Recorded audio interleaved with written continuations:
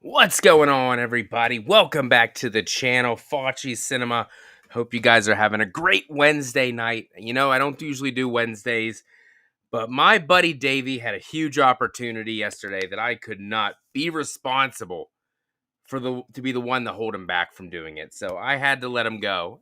And if he truly loved me, if he truly did, he would come back. And he did not come back, so doing it alone tonight. I don't have any friends. Alone in my basement of my mom's house. Here we are. No, he's not. He's here. Davey Deathray, my man. What's up? Nothing much, man. Yeah, I really appreciate you letting me reschedule. It's just, yeah, had the opportunity to go check out the Black Phone 2 last night. And yeah, I just, I know we usually do Tuesdays, but I'm like, yeah, maybe Tuesdays are a bad day because it's press screening day. So yeah. Thank you, man. Appreciate you. Oh, man, it's all good. I saw your review though, so yeah, it didn't really excite me, unfortunately. Yeah, it's not a bad movie, guys. I'm not trying to I just temper expectations, and you'll probably have a better time, I think. But yeah, it's a good movie, not great, as you would say, Facci. It's fine. It's fine. I don't want to hear that though. I want it to be amazing. Yeah. Well, the first one's amazing. So it is. It's tough to match that, it's tough to match that with a sequel.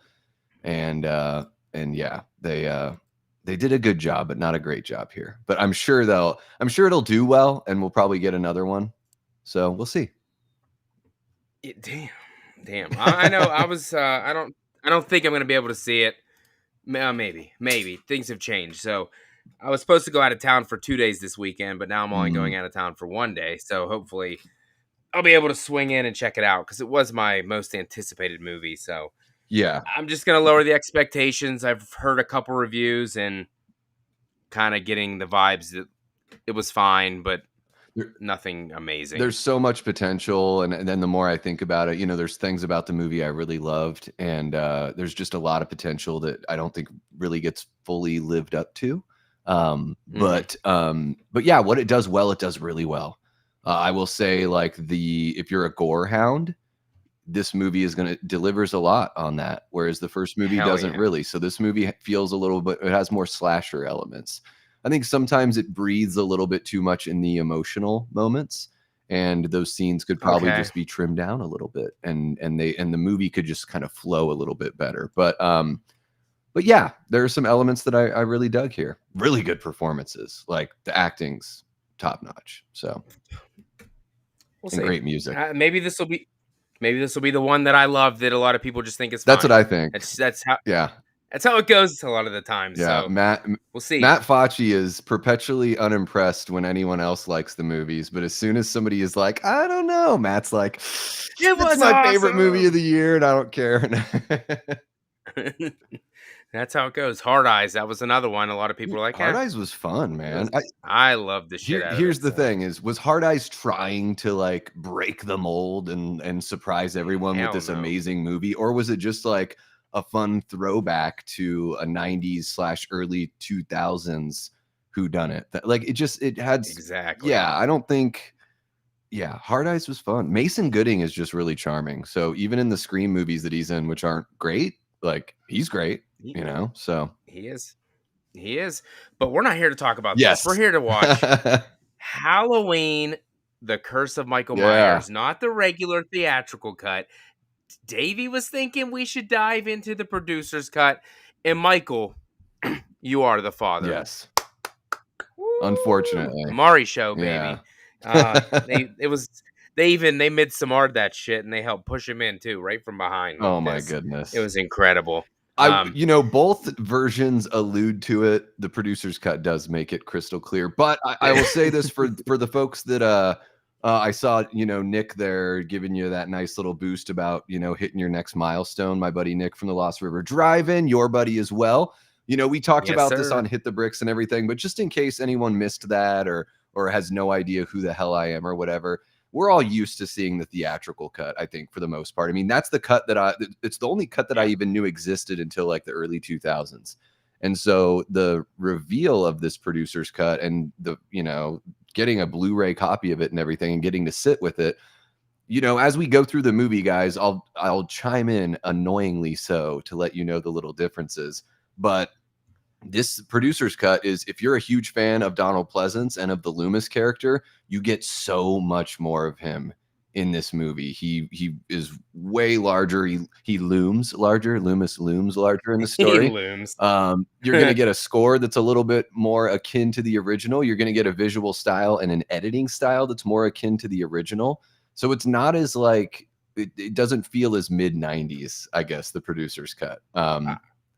That's a good point. Yeah, and they both like the theatrical cut has some things about it that I prefer over the producers, but just like with Rob Zombie's like Halloween 2, even though the director's cut isn't perfect, I don't like Michael talking. Like everything else it brings to the table is what sells that version for me. So, you're gonna get the genuine article from me. I'll tell you what I like and what I don't like, and maybe I'll be an asshole either way, but I'll at least shoot my opinionated shot. That's all you can do, my friend. We are paused at exactly 0 seconds, Mhm. ladies and gentlemen. If you're watching Home Alone, that didn't make any sense. If you're watching Home with us, not Home Alone. If you're alone, if you are alone, then you're not anymore. We're with you. How about that? No, we're with you. We're right here.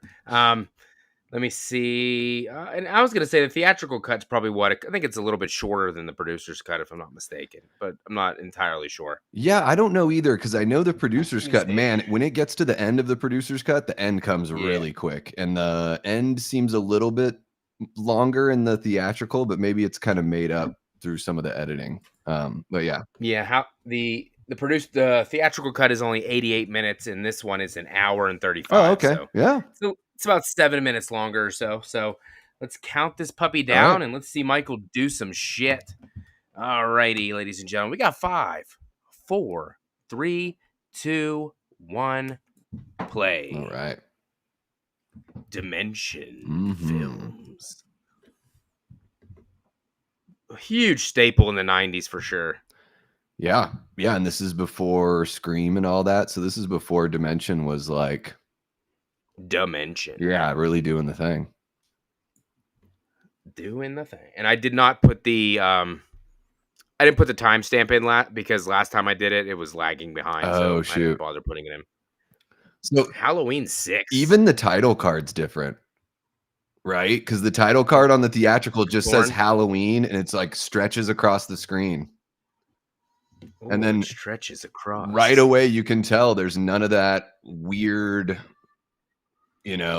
epileptic fit editing. Mm-hmm. I do this. Andrew Stevens, my man. Hope you're doing well, buddy. This movie is mid for sure. It's mid in my rankings, but only because I like 6 films more than it. But I just put this one above H4. I like this movie more than Halloween 4. And the big reason for me is the interpretation of Michael. I did one of those TikTok blind rankings, and somebody was giving me a hard time because I put like Halloween 4 at like number 6. Yeah. They're like, I'm out of here. I was like, Yeah, well, some people put the blinders on when it comes to Halloween 4. I'm not saying it's a bad movie, No, it's but I good. think what happens and and and maybe it happens with all of us, like when you consume content creators material and you hear people say things about movies, you just start to like think those things even though they may not be like as true. Um People always talk I about the atmosphere, that Halloween fall atmosphere in Halloween 4, but it's really just the intro that does it a lot. it uh it may be one scene later in the middle of the street sure. when the cop car pulls away. Yeah, That's it it. doesn't look, there's not like poor fall atmosphere, but I would argue that No, this movie, particularly the producer's cut, feels more fall atmosphere than Halloween 4. And Michael looks way better. The Curse Mask before the DGG trilogy, the Curse Mask is my favorite other than the original. I think it's great. like all this is different right now with the Man in Yep. Black walking in with the Yep. boots. Yeah, you see more of this nurse and like her trepidation as she struggles like with what to do here. I guess she's a cult member, but maybe not. Maybe they do bring in some other people. It's bizarre because she doesn't look like a true believer there. Let me see. Oh, Andrew Stevens, my Holy man. cow. 10 $10 super chat just to show some Way to love for go. Andrew. You are the man, Hell yeah, brother. Andrew. Appreciate you very much. Christina says this one will always be in my top 5. It's so good. Christina, you are not wrong. It's just outside of mine, but man, I really, really dig this one. And then this is different too. We get Dr. Loomis instead of Paul Yeah. Rudd. Thank God. Imagine, so you don't even know All who right. Paul Rudd's supposed to be when you hear the voiceover in the theatrical version. You No. have no frame of reference. Here, we know exactly who this is. Dr. Loomis. And it's a little bit different. The dialogue's written a little bit differently too. It's like mostly the same. There's a couple differences. Where the hell are my subtitles? I can't read. Where the hell are they? Sometimes they pop up and sometimes they don't. Good thing I know this movie very well. I've become a big subtitle guy lately, and what I've realized is there's some things like I've just missed. I could sit there and watch a movie intently, but something about having the subtitles where I'm like, oh, they said something under their breath that I just totally missed until now. So I'm kind of Exactly. all turned around on the subtitles thing. Also, I'm old, so I can't hear or see anything anymore. What did you say? Yeah. Excuse me, Sonny boy. I know people don't like this scene either right here when they show Michael getting Yeah. carried into the van, but I kind of do. Getting rescued by one of the villains from Dick Tracy. Come on, see, get in the van. Yeah. Come to me, JB. Yeah, There he goes. Mike yeah. just sat down. Obviously, they had to use a stand-in there for Danielle Harris because he is wearing the curse mask there, not the Nicolas Cage mask from Halloween 5. The necklace. Adrian James, his haunted hippie, is watching this on her channel. Well, isn't that lovely? The producer's cut? Or just the movie in general? Adrian, tell her I've reached out to her a couple times and I'm still waiting for her to respond. Oh, is this Mikey right here too? I like it. And the theme is so much better here. You know, I got nothing against squealing guitars.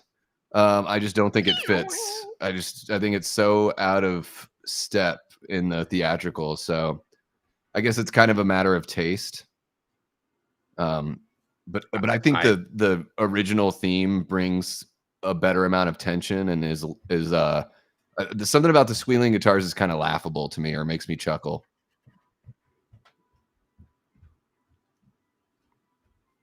I've always, as soon as I've seen this movie, obviously, like you said, it was like you were hunting this producer's cut that was nowhere to be found. And then, boom, they put it out on Blu-ray. Immediately got it. And this is my preferred version minus two things that we'll talk about when we get to them, of course.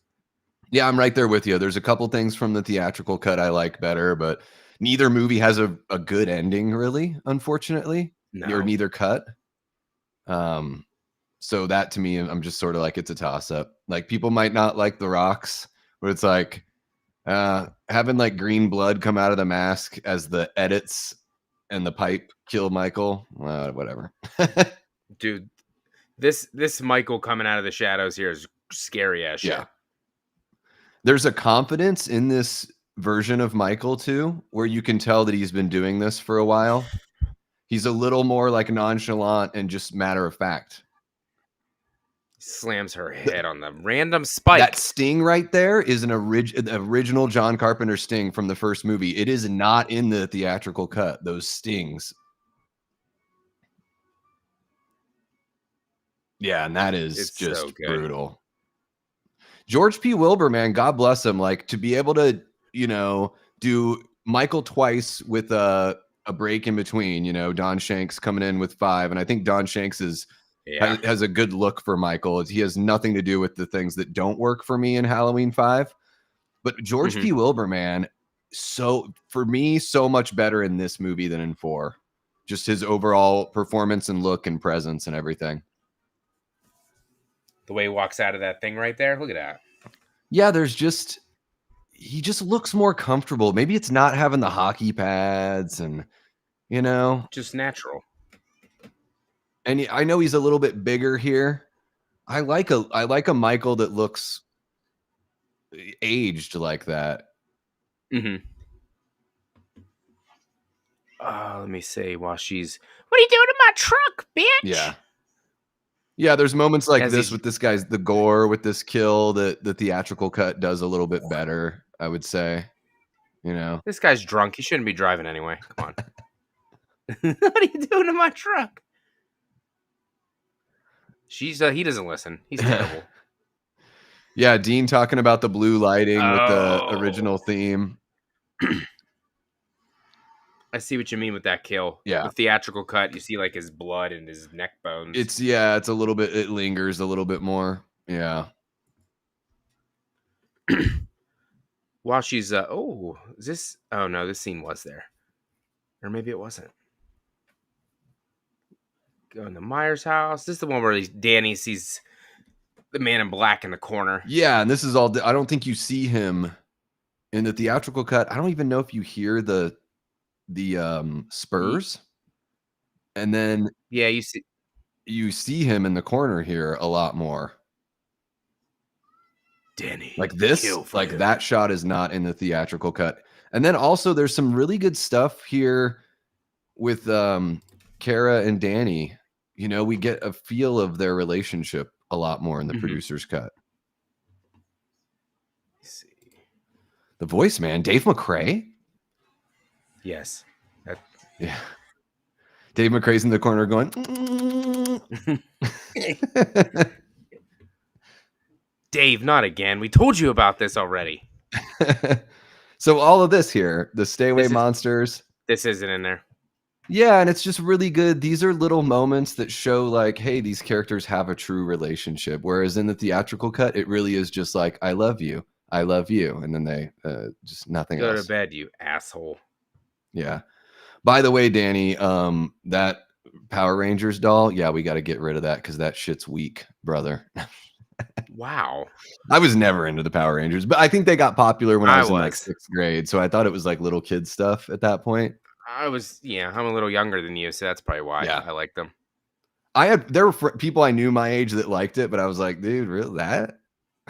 Look at a little thorny symbol. I love it. Let's say real quick, we got Chester, Ashton. What's up, Brooke? Always good to see Brooke in the chat. What's Christina? We already talked to you. Herbert, what's going on? Herbert, how are you? Davy James, Brett from Good Real Hunting. What's up? Blu-ray Addict, Jeremy Cesar. What's up? Good crew. Good crew. Ashton, I think I said hi to you, but I'll say hi to you again if I didn't. We got this lady getting naked. Nothing really to look at though, unfortunately. Well, Brett, she's a very beautiful woman, but she could certainly stand to eat a sandwich here. However, I will say this: Marianne Hagen has aged very, very well. I would say she's even more beautiful now than she is here. It is Sam. Well, when I can see the spine, I just start Yeah, to I get know. concerned about health, you know? Let's I'm no see. judgment on anyone. Some people are just built skinnier than others and all Nothing that you can stuff. do. So Yeah. it's not like she doesn't have any curves or anything, but yeah. A sandwich would be delightful. Wow. Wow. Let's go ahead and look at the fantastic Rotten Tomatoes score for this movie. It's Oh no. fantastic. We're looking at an 8%. Yikes. So 36 from the critics.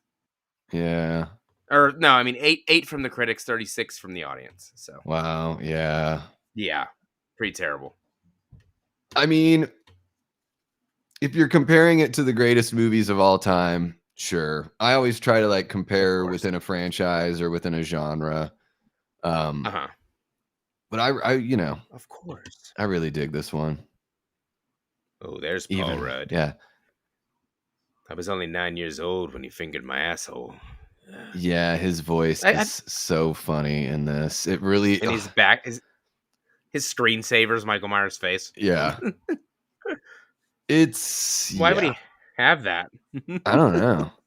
He's got a lot of I candles don't. lit too. He's a fire hazard in a group home. You're able to just have candles lit in your room. Okay. All right. I don't hate Paul Rudd in this movie though. I really don't.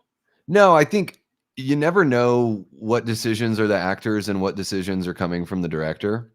But his voice is odd because it's this like Orson Welles kind of mid-Atlantic, like an accent that no one's had for decades.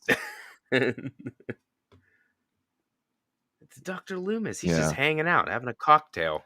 And we get an extra phone call here in the producer's cut that we don't get. This scene just breathes a little bit more, introducing Loomis.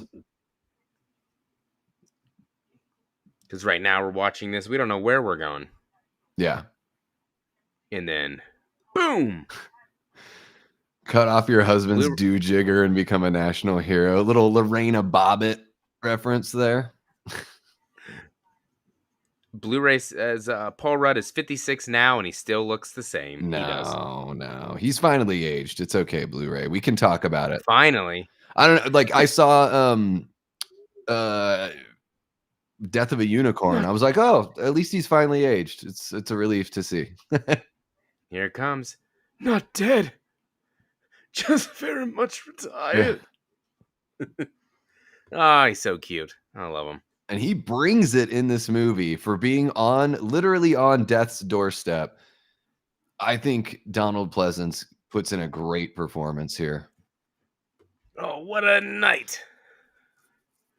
And Mitchell Ryan as Dr. Wynn here has a lot more to do in the producer's cut. And it feels like a way bigger betrayal that he is the Man in Black, because you see him and Loomis teamed up throughout this whole movie. So there is a little bit more of more of a sting, I think, character wise.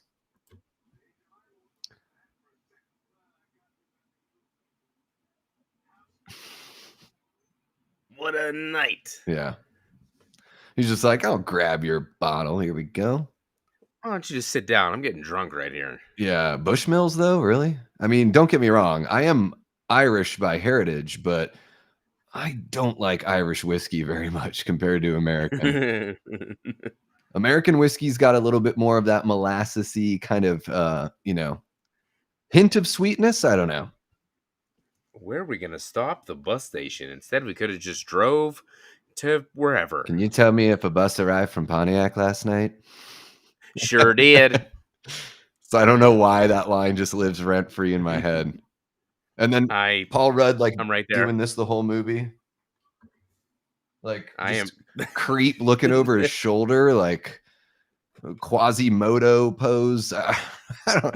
You know what though? I would love to talk to Paul Rudd about this movie. I would be very, very respectful, of course. I'm just very curious because he's not been nice when he's talked about it, and I think he's got nothing to be weird about. I want to see him at age 50. And I want him to see how many people line up to have him sign Tommy Doyle shit so he realizes how much love there is in this community. Mm-hmm. Did a bus arrive from Pontiac last night? Yeah. What? There's so much more, like right there. So that phone call right there, I never realized until I was seeing the subtitles that is that's the girlfriend that we see later dressed as the Bride of Frankenstein. That's her talking to Oh, her Barry on voice. the phone. Yeah, because she talks about meeting up with him at the event the next day. Next on Back Talk. Yeah. Where the fuck? Why can't I get them on the fucking screen? Over here trying to get my fucking captions. They're not popping up. Caption. What the fuck? I don't know why it won't let me do it.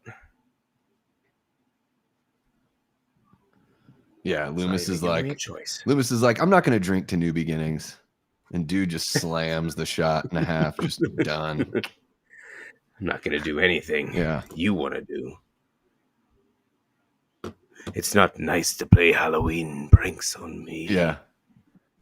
I want you to be Michael. You're the one I've chosen. I'm old. That's what's really funny too, is you're like, you're going to take care of Michael. It's like, what's the age difference here? They need to give that job to Paul Rudd. I need a doctor now. Oh, that's coming up. Yeah. But it makes more sense. Liana, what's up? Makes more sense that he bumps into Loomis at the hospital in this cut, because in the theatrical cut, what the fuck is Loomis doing at the hospital? No reason. In this version, there's a reason. And even like, I guess it's a coin flip on Jamie's death in this movie.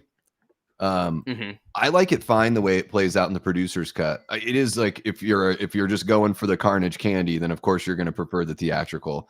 But I like that her story doesn't end so abruptly, that she kind of like, kind of carries over to the second act a little bit here.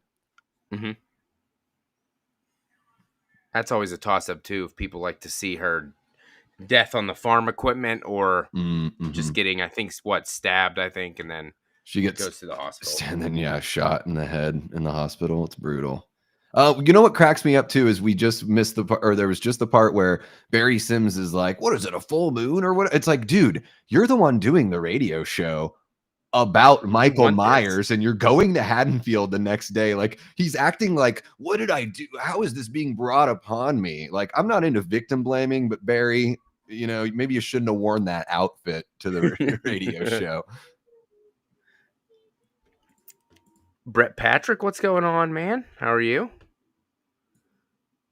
I heard you say hello to Leanna. I'm so far behind on the chat. What's happening, Leanna? Great to see you. And Bretty, all right. We got a couple Bretts in the chat. If Birdie Boy is still hanging out there, or Mr. Brett, as I call him. Blu-ray says Paul Rudd and Jennifer Aniston both hate the movie they were in. Matthew McConaughey said TCM was a lot of fun to work on. Yeah. His robotic leg. Yeah, what does Renee Zellweger say about that? Yeah, and Jennifer Aniston, she's really good in Leprechaun. I mean, it's a silly movie, but it's not a bad movie. Not at all. It's fun. Like, I don't know. I think she's like super adorable, and I don't know. Going back and watching that movie after knowing she became a star, it's like, I can tell. Like, you can see like, oh, this person has star quality to him. I like the way he opens the doors. Yeah. I don't know why. Like you said, nonchalant. Just like, there's something about Michael that's just very like driven and confident here. Oh, damn it. This bathroom has a window in it for some reason. Yeah. Exactly. Yeah. Very odd. I guess that's the stall that you pick when it's really going to be messy, so you can crack that window behind you. And then, how old is she supposed to be in this? Like 15? I think it's messy because I think she's supposed to be like 9 or 10 and 5, right? So this is supposed to be 6. This is 6 years later, so that it would put her at just about 16. But I think they're playing with the. I don't know if they straight up say what year it is here, because she looks like she's 18 or 19. 20. Yeah.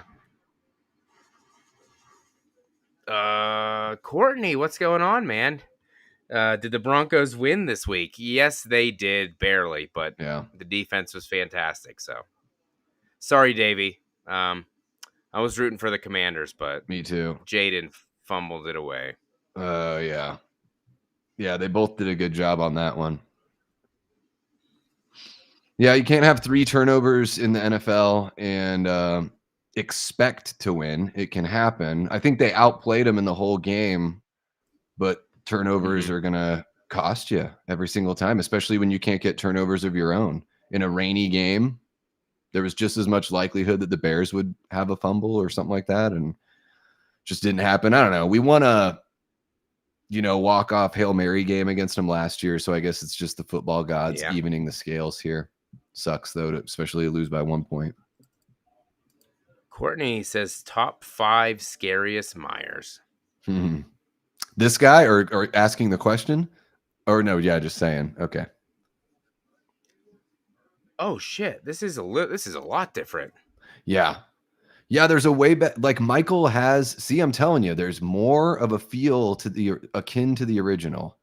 Michael being like He the did. specter in the background. Oh, he wasn't even that. That tricked me, dude. Oh, what? Wow, I've only seen this once, to be honest. Mm, You can't have the baby, Michael, yeah. even though it's your daughter. Yeah. What? Or his Oh, son, Steven, I think, is oh what yeah. Paul Sorry, my bad. Paul Rudd names Yeah, him after his middle name. Which, if you notice in the theatrical cut, it says Paul Stephen Rudd. I think it just says Paul Rudd in the producer's cut. I don't know. he squeezes these towels with rage. Yeah. Damn it, shop towels. Shop towels. They're so Brett, absorbent. we really need a hybrid cut of the versions. Lee McCoy from Drum Duns Yeah. has the Blue Meyer cut. Yeah. It's a combo. Yeah. I think I might have it saved on my phone, but I'm not sure. Took up a lot of space.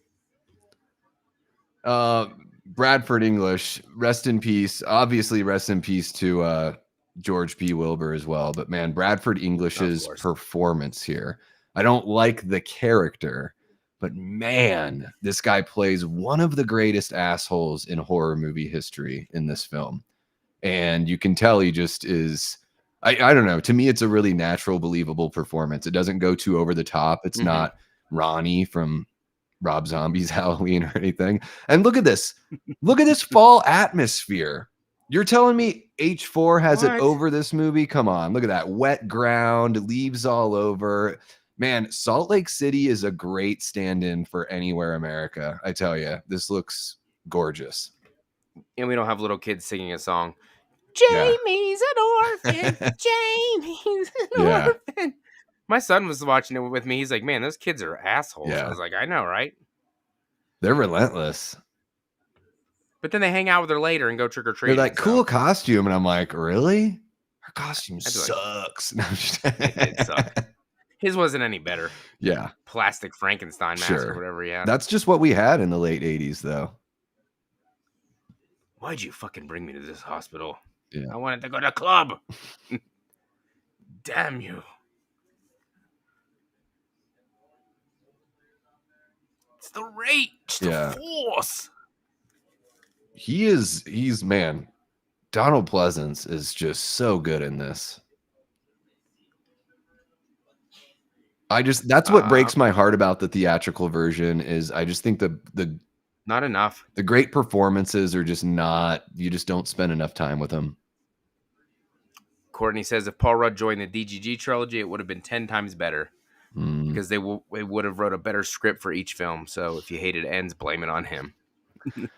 Yeah. Yeah, I don't hate Ends at all. They didn't treat Tommy too well in Kills with the script. They didn't do him any favors. Oh, God. Yeah, a lot of repetition. Yeah. A lot of repetition from Tommy Doyle. Yeah.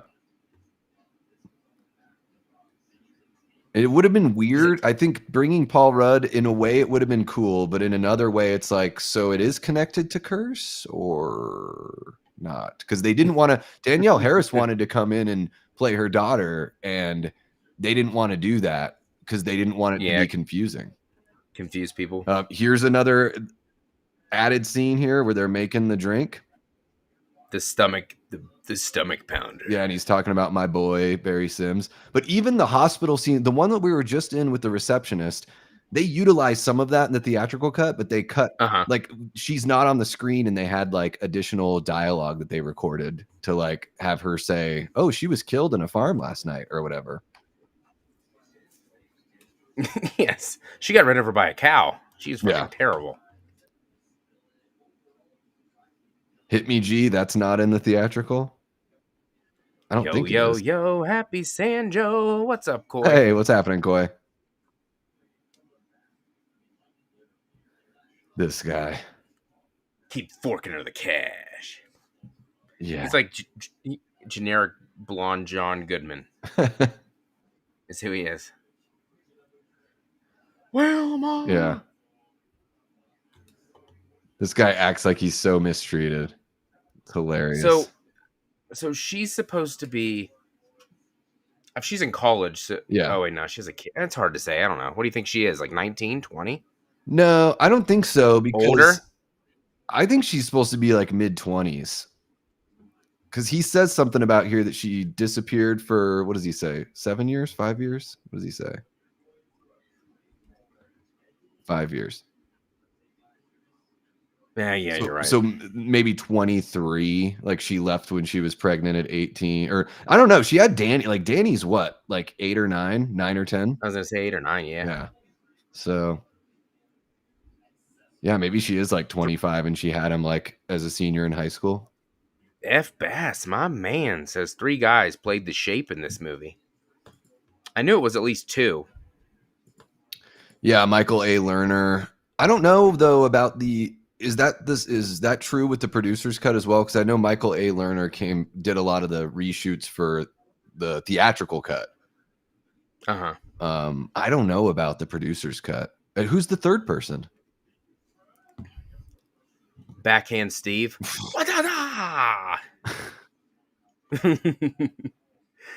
They should have made this more comic and made her fly out the window. Yeah, That'd have been hilarious. The producer's cut has all of this great stuff with Danny hearing the voice and walking to the window and seeing Michael. Dude, that was cool. I don't remember that at all. Yeah, and just like hanging out in the laundry, dude, hanging out in the fucking laundry. The organ with the music right here. Hey, Mom, there's a guy in our backyard with a mask on. I don't know who he is, so to let you know. Kill for me. Yeah. Court. Do it. Looking forward to James Grimm's Halloween Aftermath. I just watched it last night. You got an advance copy? I did. Oh. You will be very happy. It's very, very good. Oh, cool. If you like David Gordon Green's trilogy, you will like it. All right. 2 hours long, huh? That's what I asked him. I was like, are you sure? My copy says 2 hours and 15 minutes. I was like, is that real? He's like, yeah, that's real. That's hardcore. That would be knowing me very well at this point. That was the only probably downfall I had, only criticism I had. A little too long for me. I think especially for a fan film, that's pretty long. There's honestly no lack in quality whatsoever. It's just it's a long time to keep my attention. So sure. I like these movies 90 minutes. That's what Halloween movies always were before, until David Gordon Green's came out and they were hour 50, hour 55. Yeah. We even get a little bit more here between Kara and Danny, where she's like, when you come home tonight, I'll take you trick-or-treating, all that kind of stuff. I don't know why they would cut that out of the theatrical, but they did. Chester says Wilbur is the only one in the producer's cut, as Michael, the theatrical cut, had 3 guys. Gotcha. Yeah. Robert Thidoff, what's going on? Robert, how are you? Says, I'm not a fan of Halloween 6, but the Halloween aesthetics are amazing. See? There you go. I agree. This has more. I'm not saying that Halloween 4 doesn't have fall vibes and aesthetics, but I think this one does it a little bit better. Yeah. Yeah. My whole point is that once like 3 or 4 bigger content creators started talking about 4 in that way, I see it all the time in the chats and in comments where people like we all do this. We parrot things that we've heard before, whether we're talking about social issues or a movie or whatever it is. But when you really stop and think about it, it's like, yeah, the fall atmosphere in 4 is not any more exceptional than most of the movies in the franchise. But yeah. Michael Myers, dead or alive? Dead or alive, you're coming with me.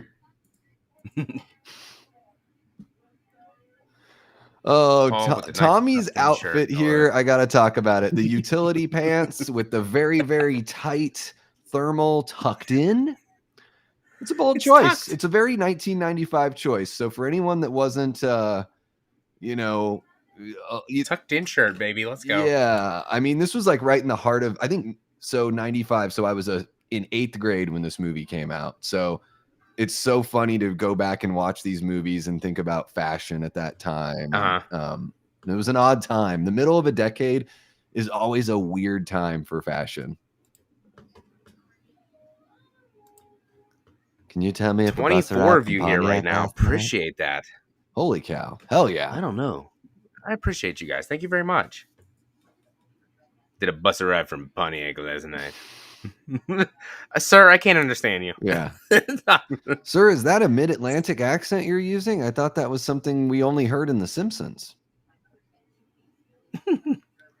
And he conveniently sits down at the same phone booth. Mm-hmm. Oh, she must have been on her period last night.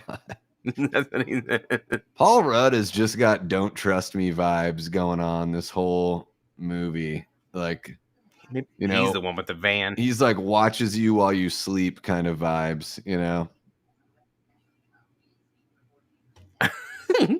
Aaron Click, I always have to have private time after watching this. What with sexy Mrs. Blankenship, if you know what I mean. Oh yeah. Oh, there were huge bonfires were lit. Oh. Little Mike. Shut up, old lady. Little Mikey Myers. I was babysitting him right across the street. Like, that's bullshit, old lady. No one was babysitting Michael that night. I've seen the movie. Quit gaslighting us. Bitch.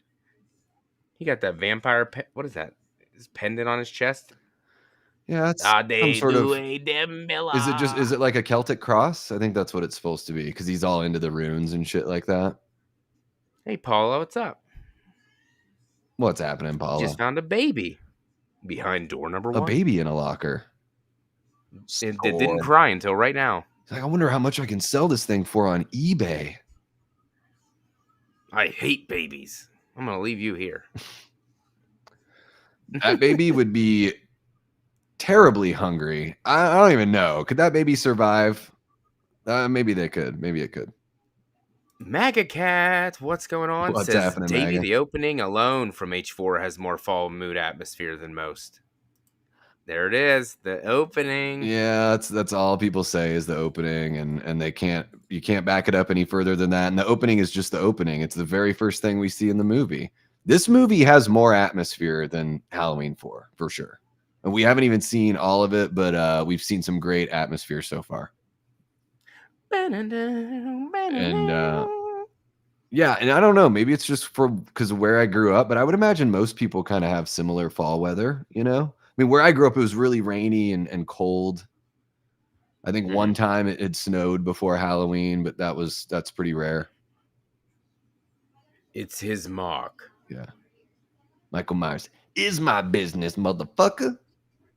What is this symbol? That's a P. Yeah. Just weird looking. Mm-hmm. And that's all. That's it. That's the producer's cut version. It's a P. For penis. He loves it. Look at the leaves right there, man. Yeah. Mountains in the back. Utah. Let's go. Yeah, I guess Illinois doesn't have mountains like that. No, it doesn't. But all of this right here, this great fall feel. This scene is one of those scenes that breathes a lot more, and we see some extra, kind of Kara walking around. And if you're not like, I get it. Like, to me, there's certain things in this movie that just remind me of 78. Mm-hmm. Ooh, let me see. There we go. There's the third guy. F. Bass says Brad Hardin, the makeup effects guy, plays the shape in various insert scenes throughout the movie Okay. in both cuts. There you go. That's the third guy. Okay. Look at this guy. This is like Children of the Corn shit over here. Stabbing everybody. Wow, your kid's a fucking The- asshole. The Yes. the butthead imitation is odd. It doesn't age well. I think it's cool. Although I guess Beavis and Butthead did have a bit of a renaissance.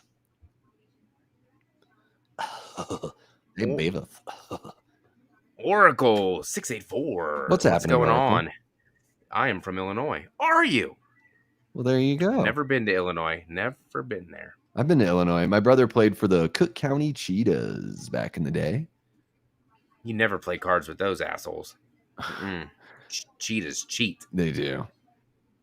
Thank you. But yeah, I've been to Chicago a couple times. Fun town, man. Never. So this, yeah, we're getting these shots here and we're getting music that's straight up from the original. This is, oh, I like that hair Michael popped out with right there. It Yeah. looked really good. I like it. Oh, here, Mr. Creeper Paul Rudd. Yeah. I didn't kidnap this baby.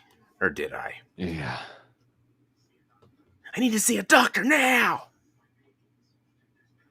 This is like number one way to get the security called on you. I need to see a doctor. What happened? The baby's head got cut off. Yeah. What? That look that he gives her too, where he's like, "You stink," and as he walks away. Oracle's sitting watching the Fog remake. Why? By choice? I've seen that movie twice.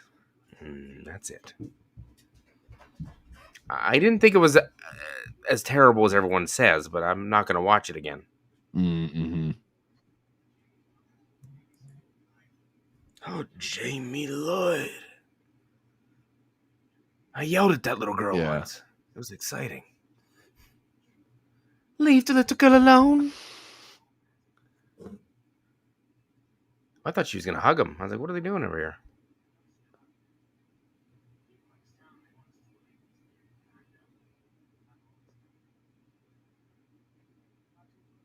Just give the hospital the baby, bro. Yeah. You don't need it. Yeah. Like, why do you need to take it back with you? Just leave it there. Well, I guess he is concerned because he knows that the baby's the last of the bloodline, right? But never mind. Doctor wins there. Never mind. Mm-hmm. I was gonna say, how would Michael even know the baby's there? But never mind.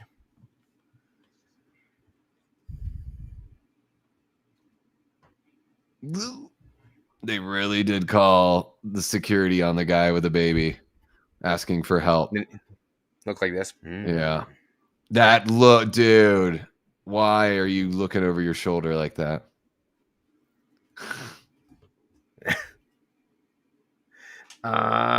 Courtney says Michael got to leave Haddonfield and terrorize other cities for this franchise to work. Maybe he's going to go to Peoria. That's where he's going to go next. Yeah. The train's right there. It goes there. And oh, no, it's a bus. My bad. The bus. What cities, Courtney? Which cities do you want to see Michael go to? Hotlanta.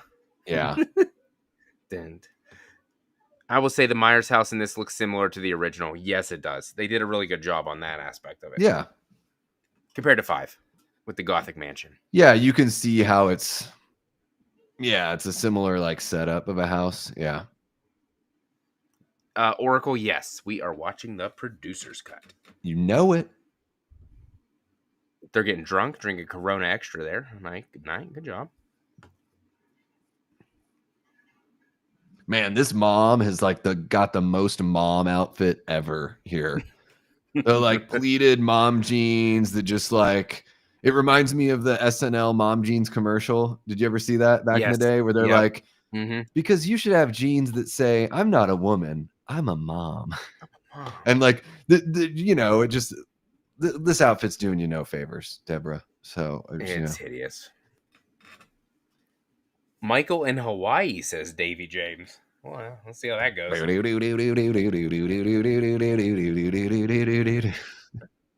Yeah. Is that Michael surfing after to kill someone? Yes. Yeah.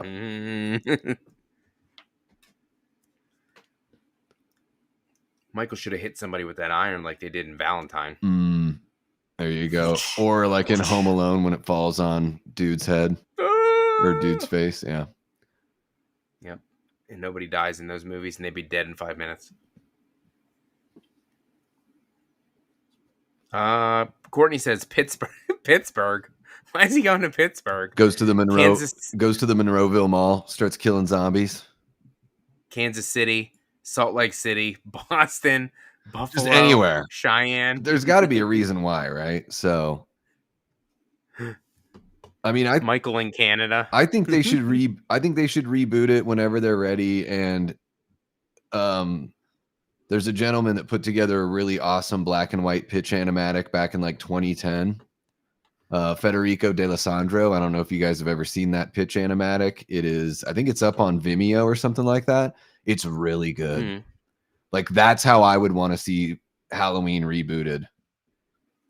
Let me see if I can find it and I can put it in the chat. Blu-ray. I don't know if you've ever seen that, Matt, but I recommend checking it out. I have not.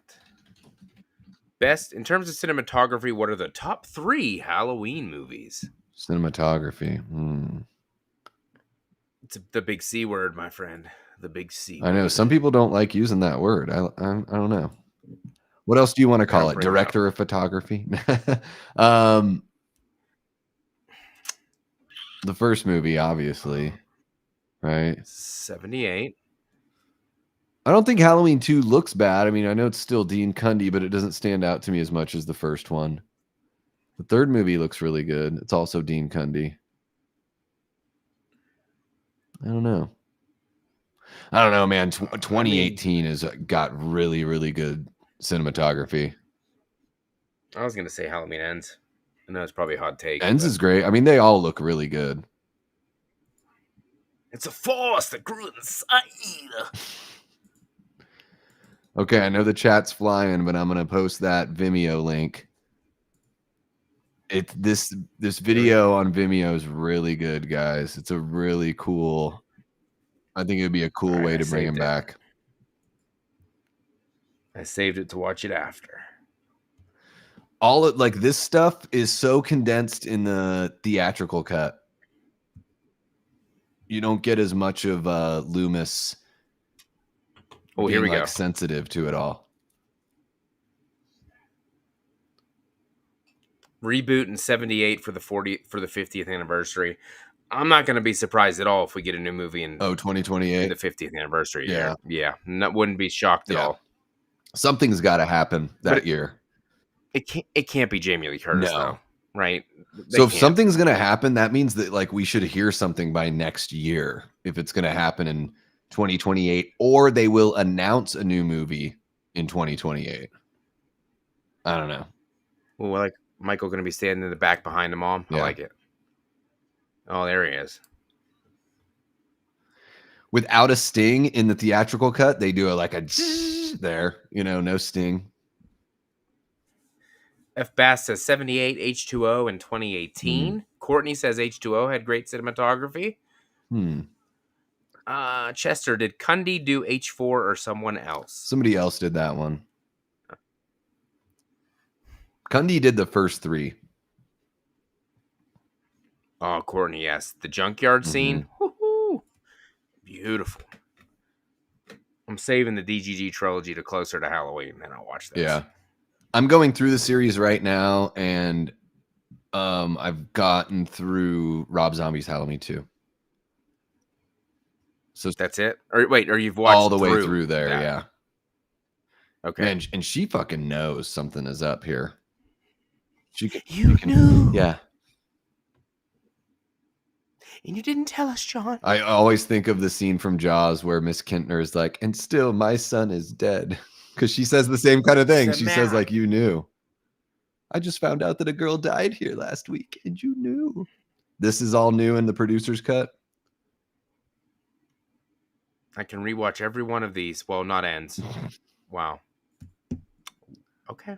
That's I know a lot of Ends or Resurrection, but all the rest, yeah.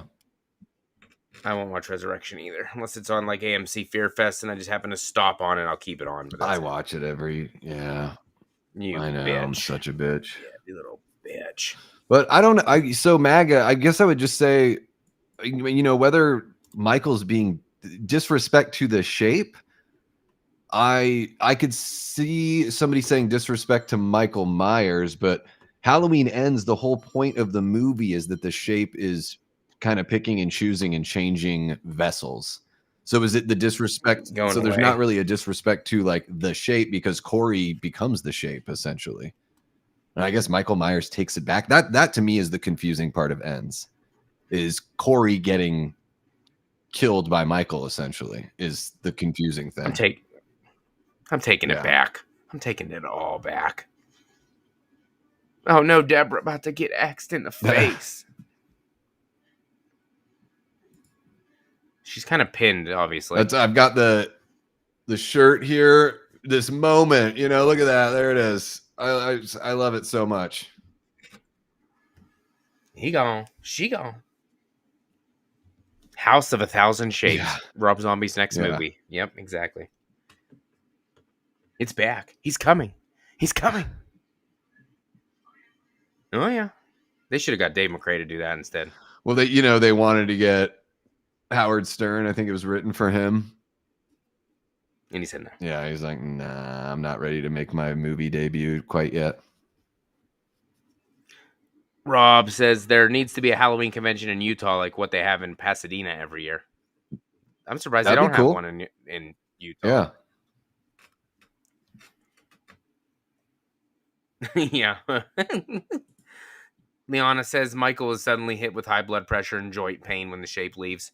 That's why he has to go get it back because it hurt He too much. is really, really old, and his supernatural qualities are never explained in any of these movies. So it's funny that people just, I guess we all just kind of pick and choose when it comes to like art anyways, but when it comes to Ends, I think for a lot of people they don't like the lack of definition, whereas and not everybody that likes or dislike Ends enjoys that about Michael. But that's one thing I really love about the character of Michael that makes him my favorite slasher of all time, is the fact that it's not so defined. And this movie tries to define it, and I think that's one of the things that Curse gets wrong. But in Ends, it doesn't really bug me because Corey, I don't know, when Corey has the whole outfit on and he's out there killing people, it feels like Michael Myers to me. So I'm just like, ¿cuál es la diferencia? Like, what's the fucking difference? Maybe a little more personal. Just a little bit. Yeah. I think when Corey is the shape. Well, for sure, because he is, he's going out for revenge. Cutting some tongues. Tongues. But I mean, and here's the cool thing for folks that don't like Ends is like, you got 12 other Halloween movies, and like more than half of them are basically a copy and paste of the original with just some different set dressing. So I like when chances are taken, and I don't know. I guess that's just something about me as an audience member where I'm going to be more forgiving when artists take bigger swings. In fact, funny thing, I was curious to know. I was like, I wonder what's out there about me online. So I went to Google and I asked their AI, who is Davey Deathray? And Google's AI is like, Davey Deathray is a YouTuber that talks about horror movies, mental health, and sometimes music. He really enjoys filmmakers that take quote unquote big swings. I'm like, oh, the AI knows me so well.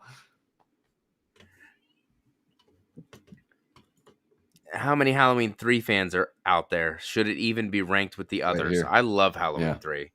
Yeah, I think you can rank it with the others. Me and Davey watched that one on the channel a couple weeks ago. I think I've got it in like the kind of middle back of the rankings, and the only reason why it's there is because the movies that I enjoy with Michael, I'm going to put in front of the one that doesn't have Michael as a central character. But I think Halloween 3 is a great fall atmosphere movie and just a good movie to watch, September or October.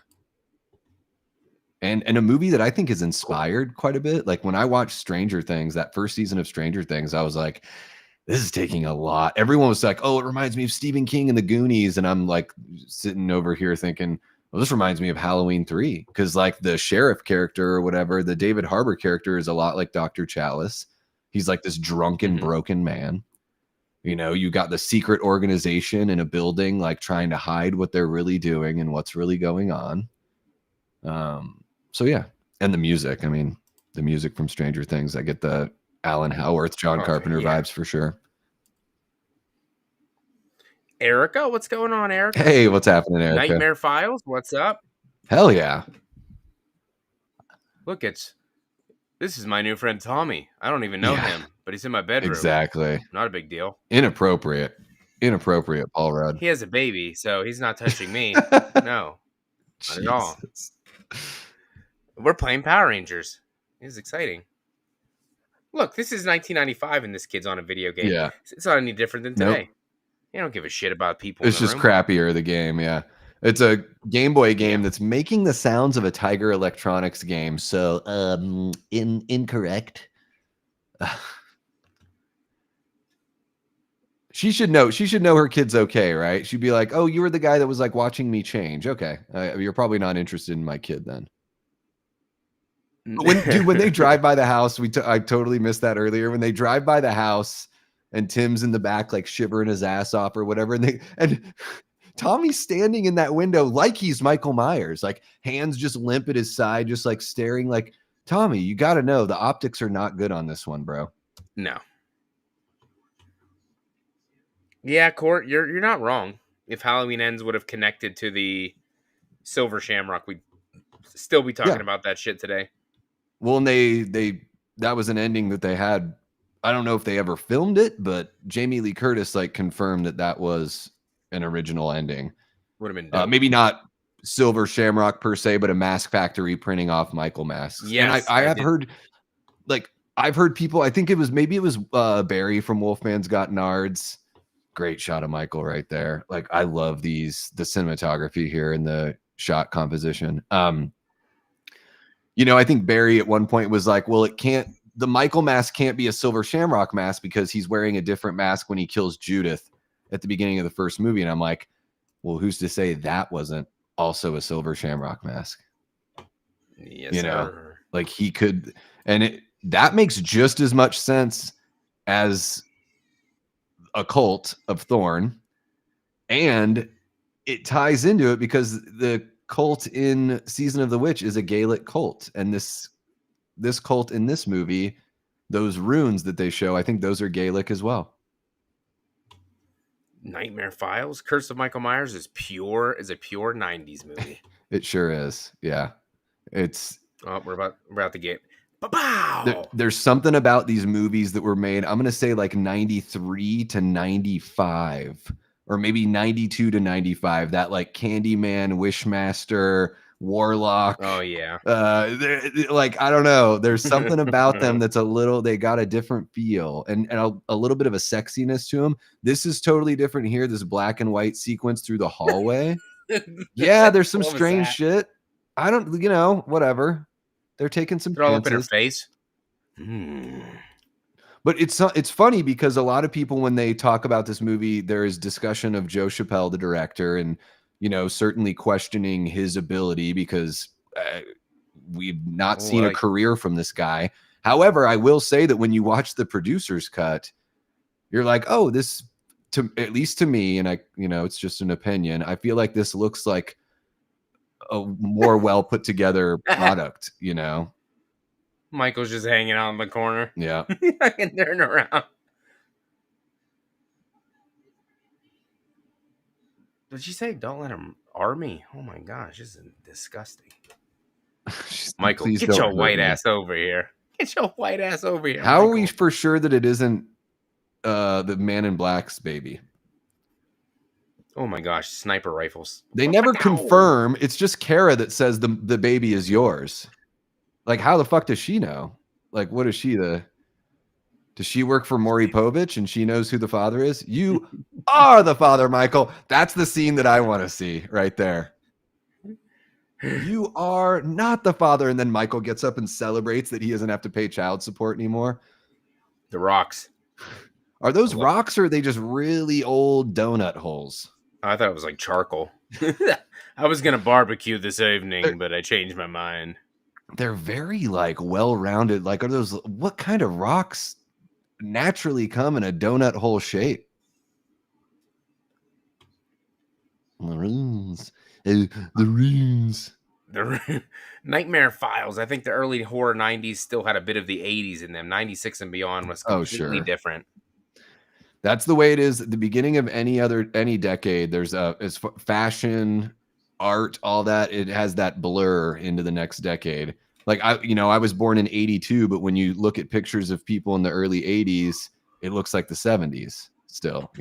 Hey, Billy Judd, what's up? What's happening, Billy? Prime example for me, Christine. Christine Yeah, is in 3, but it looks like it's in the late '70s. yeah, Doesn't help to dress as greasers or anything either, but yeah. the way Jamie gets killed in this version was dumb. Says Chester. You don't like the mafia assassination style? Yeah, the cult assassination. Well, look at him. He's all up in her face. You smell like strawberries. Dude, he straight up smells her hair. Inappropriate, dude. Oh gosh, am I horny? What did you say, Paul? Nothing. I didn't say Yeah. Nothing. Oh yeah, of course. Court 96 was Scream changed the game. Mm-hmm. Then everybody just wanted to recreate that. Yeah. Whenever it appears, he appears.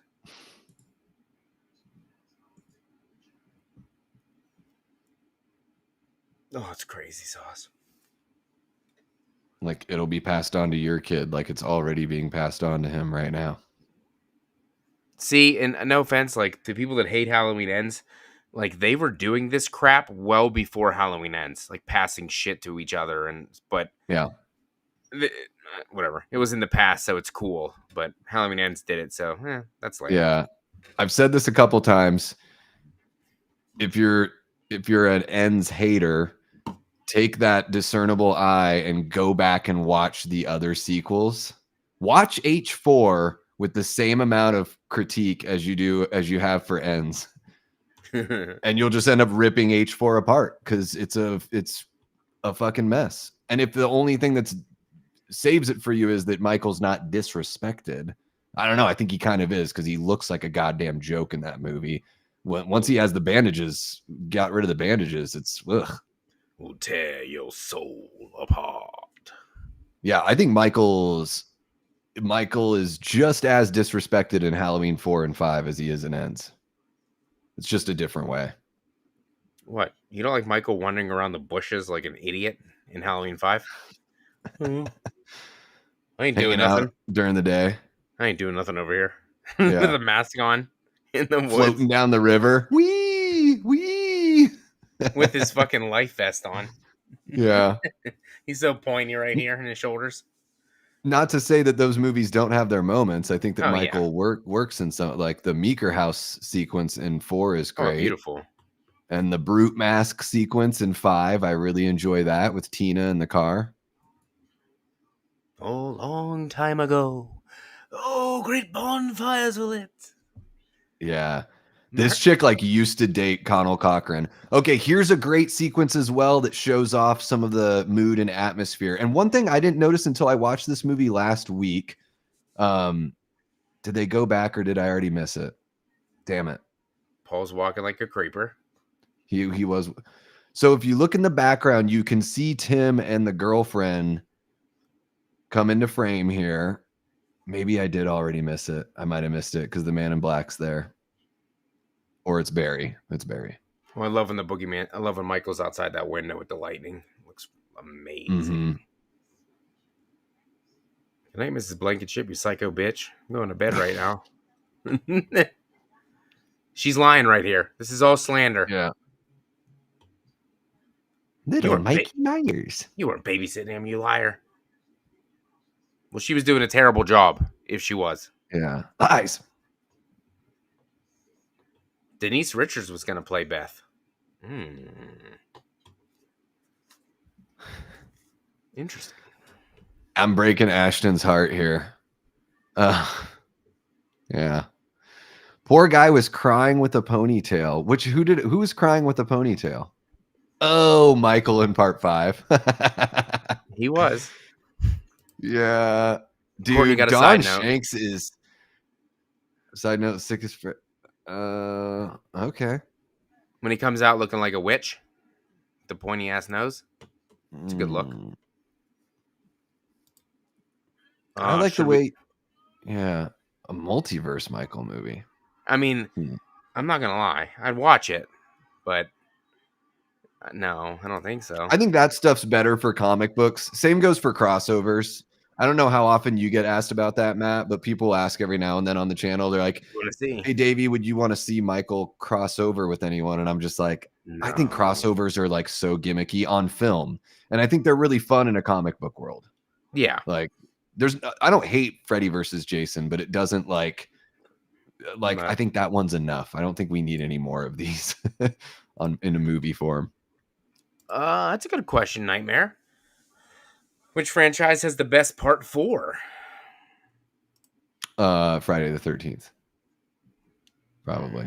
I mean, Dream Master is really good. I do love Dream Master, but I'm a Jason guy over Freddy, so I'd probably go with the final chapter as well. The final chapter is quintessential, even if it's like not your favorite in the franchise. It's not my favorite in the franchise, but it's one of those things where it's like if aliens landed on Earth and they were like, "What is a slasher movie?" Final chapter is a great one to show them, and they'll understand what you're talking about. It's quintessential. It has everything that you need from a slasher. It's the boogeyman. Yeah. Bradford English just still killing it. His performance is really strong here. So I think what I'm applying to Curse is kind of what I apply to a movie like Kills. Not everything works for me. The stuff that works really works for me in Curse. It's same like, yeah, I would take some stuff out of there, but I still I can't help but love the movie. It's like people. Like they're not perfect, but you just want to love them anyways, right? Mhm. Like Matt, you let me change the schedule on us. You still love me, right? Of course You're I still do. jumping it. You're still going to call me a stud muffin, all that kind of fun stuff. Of course. That's how I am with these movies. It's this is a downgrade from the theatrical cut, of course. Sure. Yeah. The head explosion's great. It's great. Which I'm shocked that was in the theatrical cut and not this one. It's very graphic. But this is going for more of the 78 yes vibes. I think that's what it is. Even Jamie's kill's not as graphic, and I think that's one thing that Mustafa was kind of into. Like if you watch 4, he didn't want any of the nudity in 4 because he's like, we're not Jason and Freddy, like we're classy, was kind of his thing. Yeah. And I think Mustafa had that with some of the violence as well, like or at least like the more graphic side of the violence. But yeah, I think the head explosion's great. About part 4s. What's another good part 4? I mean, Scream 4 is my second favorite movie in the franchise. So Scream 4's got a really good track record for me. Seeing Michael come out of the shadows, I don't think you see him come out of the shadows in the theatrical cut. He just appears. Okay, so in this version, he uses the crowbar, but then in the other one, he uses that big ass long metal pipe. Yeah. Yeah, this one just doesn't have it's not nearly as dynamic and boisterous. Yeah, I think the theatrical version is a lot more fun there for sure. You all wouldn't like my take on the Friday the 13th franchise. The remake's the only good one. Is that the take? You brought it up, Nightmare Files. You got to drop it now. Yeah, no, I'm interested in the takes. Yeah, unless I know you've got a channel, Nightmare. If you've got something on your channel that you could direct us to where we could learn all about it, or if not, share with us here. She wears crotchless I bet panties. she wears crotchless panties and barks like a dog. Barry Sims has one of my favorite lines here that I need to work into my repertoire, where he says, "Relax your crack, sweetheart." Dude, relax your crack, sweetheart is like the greatest chill out kind of. Matt, maybe you should try that on the wife sometime. The next time she What? really gets upset with you, just bust out a relax your crack, sweetheart, and see how she takes it. Relax your crack. I can say it because I'm not Is in a relationship. I would never actually say that. So I can, yeah. Blu-ray Addict says Bride of Chucky is a fantastic fourth It's pretty good. installment. I like 2 more. Nightmare Files saw 4. Mm. Leprechaun in Space. No. No. I don't think I've seen Saw 4. Texas Chainsaw 4. No. No. Jaws, no. Holy shit. Yeah, I mean, I man. think Sorry, go ahead. Wow. Nightmare Files? Why do you have that many subscribers and you're on here right now? 254,000? That's insane. Well, thanks for hopping on here. 200 holy shit. That's incredible. Yeah, I've seen Nightmare over on I think it was Killjoy Jake's channel in the chat, and then I saw him jump on over to a live stream on my channel just the other day. Wow. And Nightmare, did you recently also join us over on the Discord? It is really cool. I'm seeing a handful of people that I know from my channel / the Discord because I shared that we were going live. So it's encouraging to see people jump on over in. The Discord's really fun, Matt. I don't know if you have one or if you've thought about making one, but they're fun.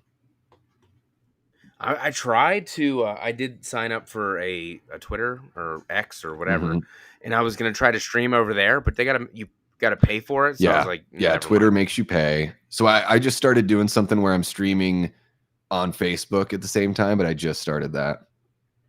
But the Discord, man, I do watch parties where we just show the movie because there's no rights issues. So if we were doing this so the bummer thing is you can't get watch hours and super chats, although you could put a QR code up there and you could be like, hey, if you guys want to throw me a little something. The lighting is really awesome right here. She's telling the story. Yeah, just I don't know what it is. This is a beautiful shot here. That shot of Tim is really awesome as well. Yeah, this movie is not even though the theatrical cut has a couple of those really cool moments, I think it feels to me to be a little incompetent in a lot of areas. And this producer's cut feels a lot more like a true cinematic experience to me. Nightmare says, I'm not too, but aren't humble. Well, I am. Yeah, I think it's just, and it's always, awesome to have other content creators jump in and hang out for a stream. So, and congrats on the channel, man. I mean, 250,000 subs That's is insane. Massive. So, takes a lot of work to do this. And then just to be able to have that relatable touch to be able to, get people to follow what you do. So, oh yeah. Courtney. Conjuring 4, that mirror was a bad motherfucker. You can't break that mirror. It keeps coming back. Amityville 4. What else is there that had Alien Resurrection? Where'd it go? Not that one. Not that one. Chester. What's he say? So you notice this part here, Matt? The girl's singing. It's raining. Instead of talking. It's raining red. Isn't it? Doesn't it work better that she's singing like a creepy nursery rhyme? I don't know. I don't know why they would have ever changed this. I think it's an odd thing to change, to be like, no, just have her talk. I don't know. But again, I'll be fair. It makes zero sense that Michael was able to tie Barry up in this tree and not what? Like, did the Man in Black do that for him? Hey, honey, what's up with that guy carrying the dead guy up the tree? He has a ladder. And he's decorated. But the kill in the van is a nice little homage to Annie's kill from the very first movie. Also, the choking and stabbing. Shh! I'm looking at little boobies. I don't need you to talk. Okay, right now. Sorry. Okay, they're small, but they're nice. They're gonna look great forever. Never gonna sag. That's it. Wear crotchless panties and bark like a dog. Yeah. Relax your crack, sweetheart. I'm gonna go take a shower. Gotta stay fresh. You just had sex. I'm sure you stink. Yeah. Nightmare says, I'm so disappointed with the Conjuring franchise. The first two, great. The last two, meh. You are correct. I think I only watched the first two. I don't know what it is. Maybe I'm a jerk. Conjuring is kind of like, it's pop horror. Let's not just a be huge honest. fan. And then it's cool when they use like real life people because I know that they want to make that connection. Yeah. I just prefer like haunted movies where it's just like all fucking made up, like the Innkeepers and like the Changeling and stuff like that. Like I don't need any of it to be like real life or whatever. Like just get wild with it. Look at that. Michael's a gentleman. I mean, he's gonna kill him, Yeah. but at least he handed him a towel. So. Oh damn! And then it turns into the scene from Final Chapter. Hey, I dropped the soap. Teddy, I dropped the soap. Drop the soap, old buddy. Glad you ain't in here with me. Oh, oh. Slits that throat nicely. Look at that. Sick bastard. So how does this scene go in the bedroom? Obviously, the theatrical is the hardcore metal music. So is this more traditional? I mean, they've just got like the regular music here. And then I don't think there's as much slow-mo, if I remember correctly. However, the Foley sounds when Michael's stabbing the girlfriend here, they don't sound very finished. I love how Tommy's got like articles about Michael on his ceiling. Like he is full on crazy.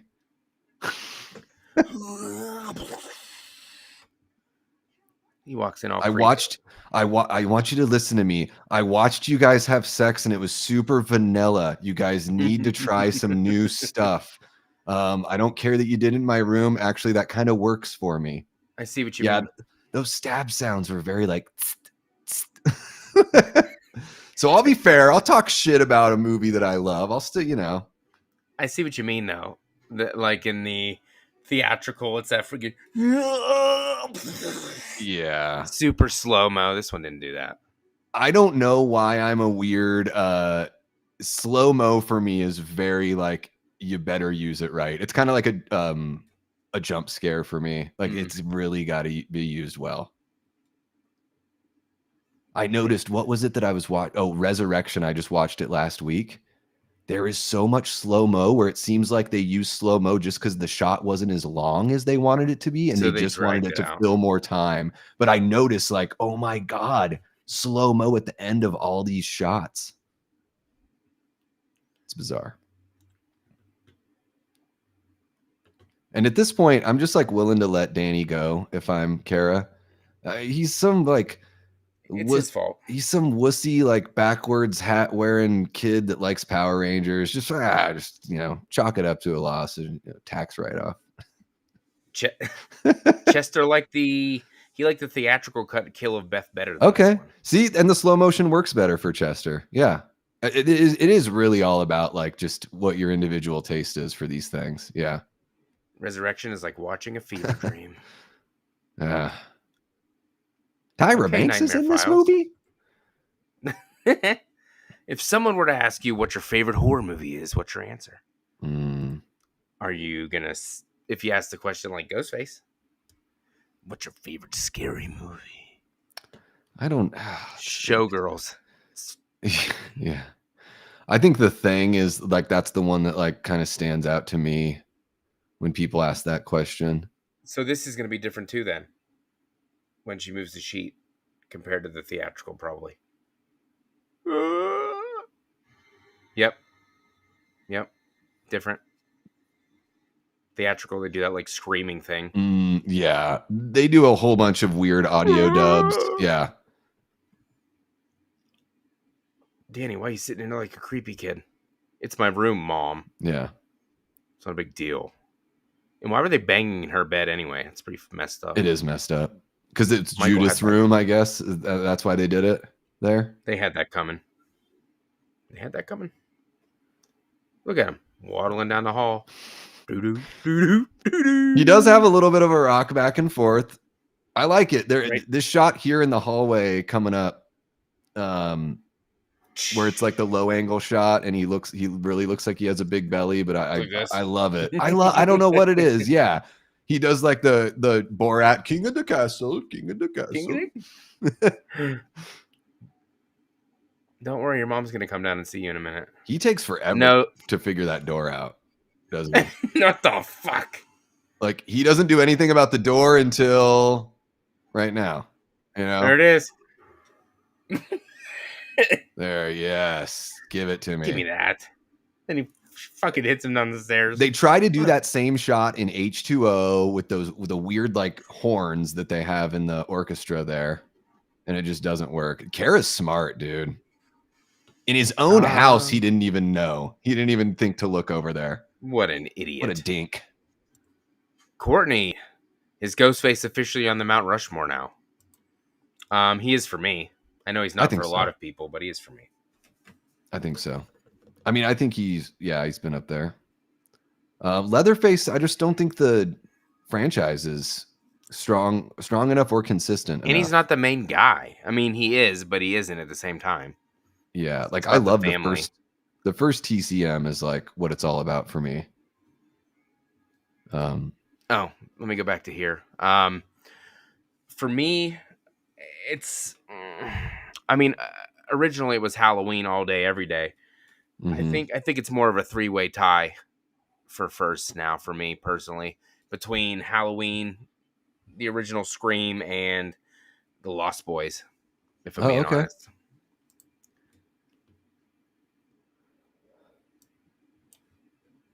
Yeah, that's a tough one. Favorite horror, because like if Jaws is my favorite movie of all time, I don't consider it like. I'm not going to say it's not a horror, but I don't think of it in that way. I just think of it as like an adventure movie with like horror elements, and what? I get why people like the metal shit, but this is so much better. Yeah. The old school music. Yeah. Not the. Yeah. Like, okay. Didn't. This is like a great homage to 78. Mm-hmm. I think David Cronenberg's like The Fly is kind of right there, like close to the Thing as well, for like a really good, it's so tough to pick favorite horror movie. That's a good question, Nightmare Files. Nightmare Files is Texas Chainsaw 74. It's really good. Yeah.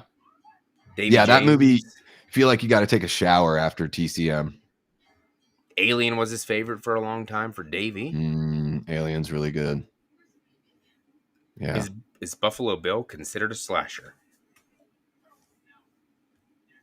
I don't know. I mean, I guess I would consider Silence of the Lambs as not a slasher. Psychological thriller. Because they don't focus on Buffalo Bill as too much. On the Buffalo. I've seen Silence of the Lambs once. It's good. It's good, but I'm not going to watch it. It's better than the other movies in that franchise. It's the best one. The best. F. Bass, Texas Chainsaw 2 Forever. I knew it. I know you love that one.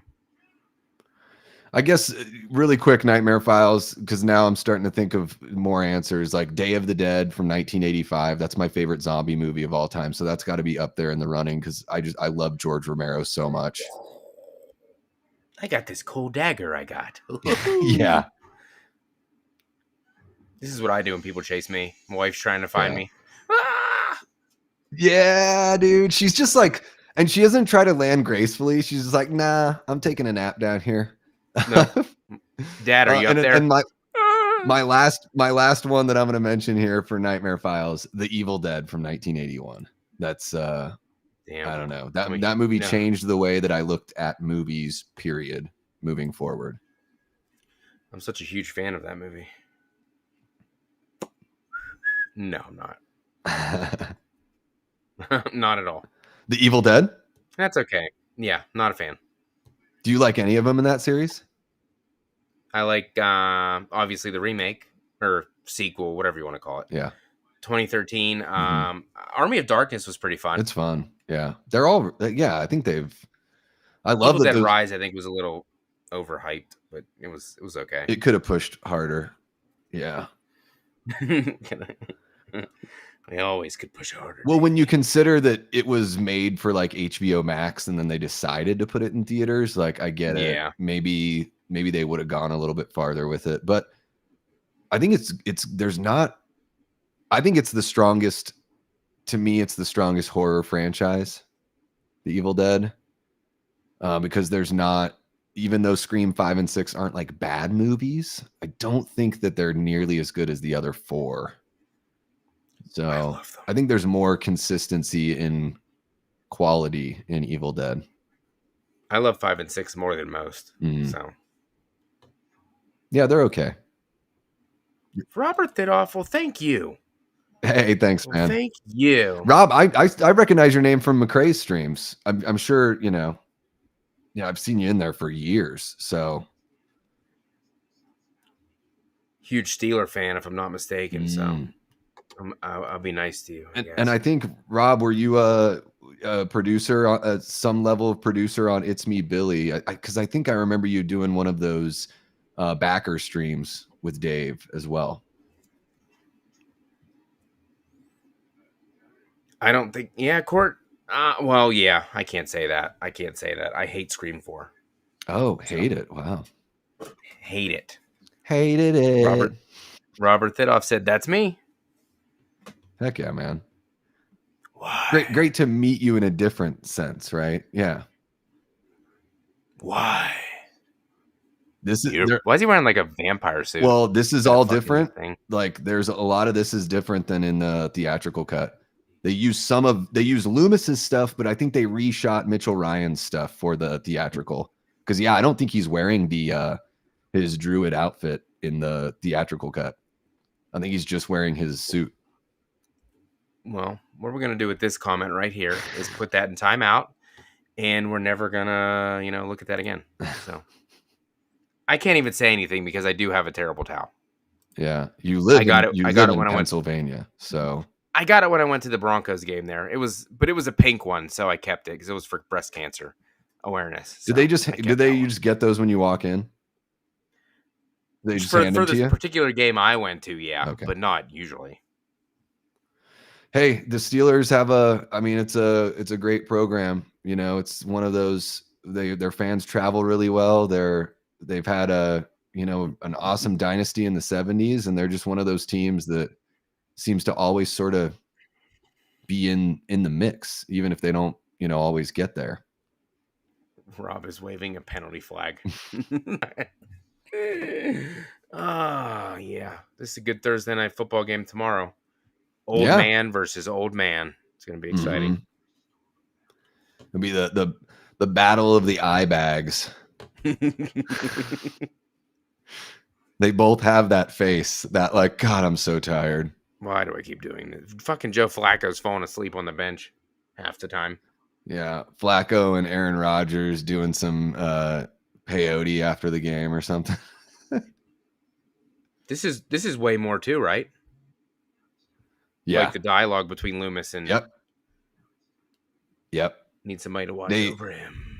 They really cut this down, and Loomis is knocked out like very early on in the conversation in the theatrical cut. He didn't take the hit that well in this one. Theatrical is more like a champ. This one, he was like, yeah. Matt, you probably live close to the Sounds of the Lamb sites living in Pittsburgh. I'm about an hour and 15 minutes away from Pittsburgh. That's not so far. It's not so bad.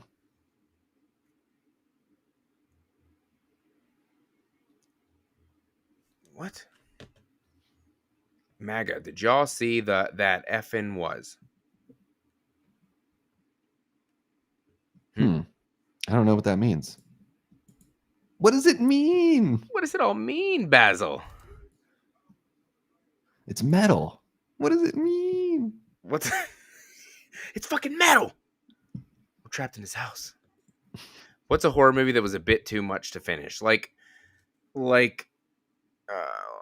kind of like making us sick, or we couldn't stand to watch anymore, or hard to finish because it was terrible. Yeah.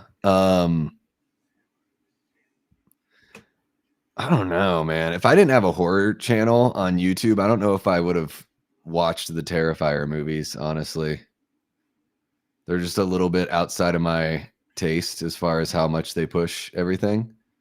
And it's Terrifier 2, while it is like it's got more story to it, man, it's really long.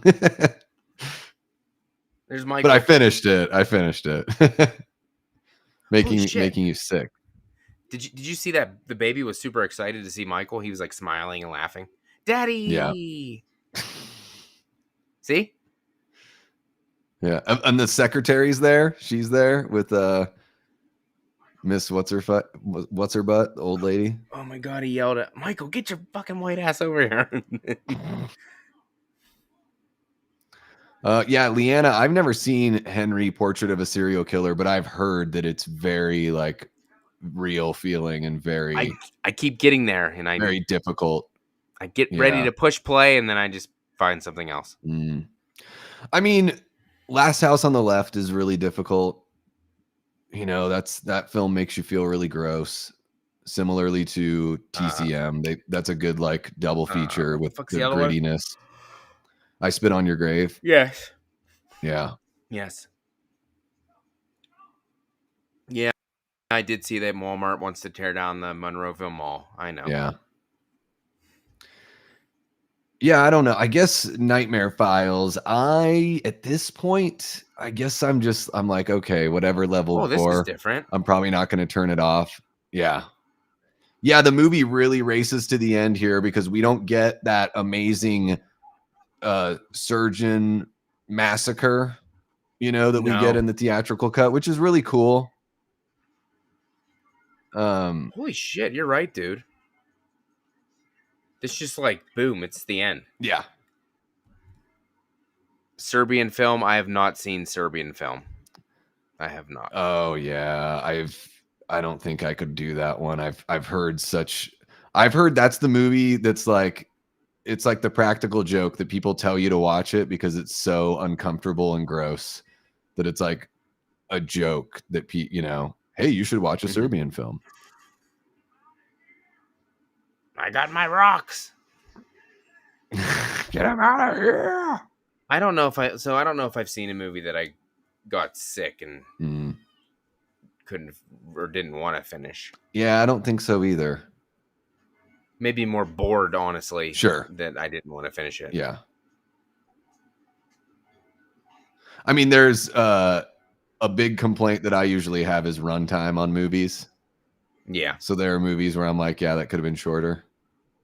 I got that color overalls. The grays. Yeah, I got the blues and the gray. Yeah. I look at him, little smirky ass bitch. Yeah, bobblehead Paul Rudd there. Michael said, once I get out these rocks, I'm gonna fuck your ass up. Yeah. And just like that, everything's fine. Where is he? I put rocks around him. Yeah. He's screwed. My hope with the Monroeville Mall, my hope is that they salvage some part of it because it sounds like they're going to turn it into like an open air mall. Hopefully they can still have a place for that museum, and there's a bust of Romero that's there. So if they want to be nice guys about it, if they want to be nice corporate people, then they could, keep some of that element there. Oh my gosh, Liana, you want to rock my world? You're crazy, girl. I'll rock or ruin your world. I'll ruin your day. Oh my god. See, F. Bass, I love me an old-fashioned 85, 95-minute movie. I am right there with you, my friend. Yeah. Yeah. All the way. Yeah, I think like these new horror movies got to be 2 hours. Slasher movie, it's like 140 is like you're reaching your like capacity. Even I'll say that like with Black Phone 2, like if it were like an hour 45, I think that like that, condensing it down to a shorter film would have taken care of um, some of the parts that just kind of dragged on a bit too long for me. Michael, he got tired of standing in the rocks and he just laid down to take a nap. I know what you're saying, Leanna. I picked up on it. I think we both did, I was right? joking. Yeah, it's a pun. Like Leanna's got like all the awesome dad jokes. Wait, he's like, I was sleeping. Yeah. No! Michael took my clothes off. Here comes the good CGI. Whoa, whoa, whoa, whoa, whoa. Where's it at? Mm-hmm. No. At least his scream makes more sense in this one. Yeah. That's what I would say is it doesn't just, they just use that scream like over the pumpkin in the theatrical cut. You just see the jack-o'-lantern and him screaming and you're like, okay. It'd have been funnier if he had fucking like flip-flops on. Yeah. He's got Crocs. That's the part Dave McRae always talks about, how he has a fedora on. Yeah. Well, he's dressed as the Man in Black, right? He's just trying to escape. And then parts H2O comes along and he eliminates this one. Yeah. So it doesn't even matter. No. Even though they use the the curse mask in that opening scene. Mm-hmm. Well, there we go. Just like that. Halloween, the Curse of Michael Myers. That movie flew by. Yeah. Holy shit. It's a bit of a breeze. I mean, I guess when you're talking and you're, have such an awesome group in the chat, it makes it a lot quicker, Mm-hmm. But I don't know, Matt, how do you you said you'd only seen this version once before. What did you think, like, going back to it? Do you like notice anything or have any insights that you just noticed this time around? Well, definitely I didn't really notice Michael Myers was in a lot more scenes, really, just like outside windows lurking. Mm-hmm. Like whenever Danny looks outside and he's standing there, or he's always, I think he's on screen more in this one, it seems like, Mm-hmm. minus the lab massacre scene, sure, which obviously was fantastic. I don't really know if it hurt this movie, though. I mean, you get a lot more deaths, obviously, from it. Mm-hmm. Hurts your eyes a little bit. Just saying. Yeah. I don't really think it was missed, honestly, in this movie. This has more of a feel of 78 compared to the theatrical, just looking more like a mid-90s horror movie with Michael thrown in. So this has always been my preference, the producer's cut over the theatrical.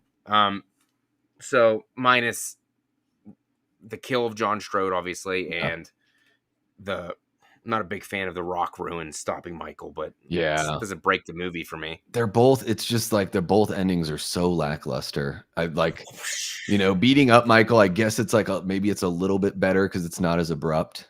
And you do get where he's like kind of chasing Danny and Kara around that room. But like all the editing with like the green goo coming out of the mask, and I don't know, it's just, it's, you're either eating a shit salad or a shit sandwich with the ending. It's not strong for either cut of the film, unfortunately. But like I said, the stuff that works for me in this one really works. I don't know. Let me see. Let me go ahead and get into the chat. I put the poll in there. I wanted to know what you guys think. I didn't put theatrical or producer's cut. I just overall the movie in general. Yeah. So, wow, 55 votes in the poll. Damn. That is fantastic. Thank you, guys. 3 got 31%, 4 got 29%, 5 got 27%, and 2 and under got 13%. Okay. So the bulk of the people, are more than 50% of you guys, are putting it in that 4 to 5 star range. They're looking. So it gets love. It's in the mid. I'm trying to think where this is in my ranking. Honestly, I think it's in the bottom half. Mm-hmm. But I just prefer. Not that it's a bad movie. I just prefer a lot of the other sequels and movies more than this one. Yeah, I think I have it like 7th. So for me, it's Let the me. original, Ends, Kills, 2018, 2 from 81, 2 from '09, and then Curse. The Curse. I forgot. Explain why two cuts exist. Were there major differences of opinions with those involved? I'll let Davey take that one in case he knows, because I honestly don't So know. I think what happened here, Aaron, is they did a screening, and the story goes that they brought in a bunch of like 13 and 14-year-old boys to do this screening, like a, what do they call it, like a focus group kind of thing. And Uh huh. the not quite, they can't even go and see the movie in the theater anyways. It's kind of bizarre, but this is just what I've heard. Hmm. I could be wrong, but this is what I've heard. So they had these 13, 14-year-old boys watch the movie, and it was their input that, made the um essentially made them change the final version of the film to be more exciting, more manic, to fit that younger generation. And I guess I will say this about the theatrical cut. It's more stylized because it feels a lot different and kind of stands alone, like in Hmm. its style, because of the music and the editing and everything like that. But you know, I appreciate the feel, the more Halloween 78 feel that the producer's cut has. So and it's odd too, because usually you hear about a director's cut versus a theatrical cut. So Not a producer's, yeah, yeah. so so I'm guessing it was like Malik and Mustafa that wanted that producer's cut. Hmm. And then maybe just because Dimension was involved and you have other people producing with the Weinsteins and all that, that they're for whatever reason, after that focus group, there was some sort of power struggle on that final version of the edit, and they ended up going with those changes. So yeah, kind of odd, kind of an odd story there. It is. I give it. I probably give it. I give it like a 3 out of 5. Yeah. It's not. Obviously, I love a lot more movies in the franchise over this one, but I can see why people do like this one. This might have been a lot of people's first Halloween movie they've ever seen, so I totally get why people love it a lot and love the '90s, mid '90s feel. Hmm. Compared to H2O, which is like night and day compared to what this Yeah. one is. Yeah, this is an Um, odd, it is that odd time, the mid 90s. The slasher thing was pretty much over and done with, at this point, because Scream didn't come until the next year. So this is in that really odd period where Freddy's Dead had kind of let everyone down. Jason Goes to Hell had let mhm. everyone down. There was just this steep drop off. Even Child's Play 3, which I still find some elements that I really enjoy about that I film. like But it. let's be honest, it's just at the time that it came out, it flailed and flopped. And so there was Hmm. just, the interest from the public was waning at this point. So I didn't see this. This movie did not come to the theater in my little town. So I didn't see it until it was on VHS. So I probably didn't see this movie until like 96, I would say, something like that, the following year. I'm probably about right there myself. Actually, I was only 7 when this came out, so probably saw it when I was 8 or 9. I'd Yeah. say. Here's a good Chester Franklin. What is the best rivalry in horror movies? Sydney versus Ghostface, Myers versus Loomis, or Laurie, Tommy versus Jason, Mm, or Nancy versus Freddy? rivalry. Mm. Well, I, g- go for it. Go for it, Matt. I, Sydney versus Ghostface. I can't because it's not even the same person in any of them. So Yeah. it's just her versus different people. Um, Nancy versus Freddy. We get her one movie. She's in part 3 for a little bit. Obviously, New Nightmare, but that's a different thing. Hmm. Um, Tommy versus Jason. He got 2 movies. Once as a kid. The 5th one doesn't count because that's not really Jason. Yeah. And I got to go with Myers versus Loomis. Probably the most actually. Laurie's she's there, but Myers versus Loomis for me. Yeah, I think like best rivalry. Maybe I will go Nancy versus Freddy for like straight up rivalry. But what I love about Myers versus Loomis is it really is like this Van Helsing and Dracula thing. There's like all this lore buildup. You get like you learn more about Michael through what Loomis says than through Hmm. anything else that we get. So I love that there's it's not that there's like a mutual respect or anything, but there is like this, it just feels more like literary, and it feels very rich. Whereas like Nancy versus Freddy is just your straight up cut and dry rivalry, especially with the way Freddy Yeah. looks at Nancy in Dream Warriors and is like, you. And then, you know, let's go ahead and bring in Wes Craven's New Nightmare, that the entity was so obsessed with, you know, I guess being bottled up by Wes's script, if we're going by the canon of that Uh-huh. movie. And so the entity was so upset about that that it went after the actress that played the character. So that to me says there's a pretty strong rivalry there as well. As well. So, you said you watched all these movies so far up until Rob Zombie's Halloween 2, Yep. Yeah, I correct? just got the DGG Yeah. stuff to catch up on here. I did 2, 3, 4, 5, 6. I did H2O before spooky season, so I'm not going to rewatch that one. Mhm. I'm not going to watch Rob Zombies. I know I'm a hater. Well, you don't I'm like just both not of going to them? watch them. You're neither one?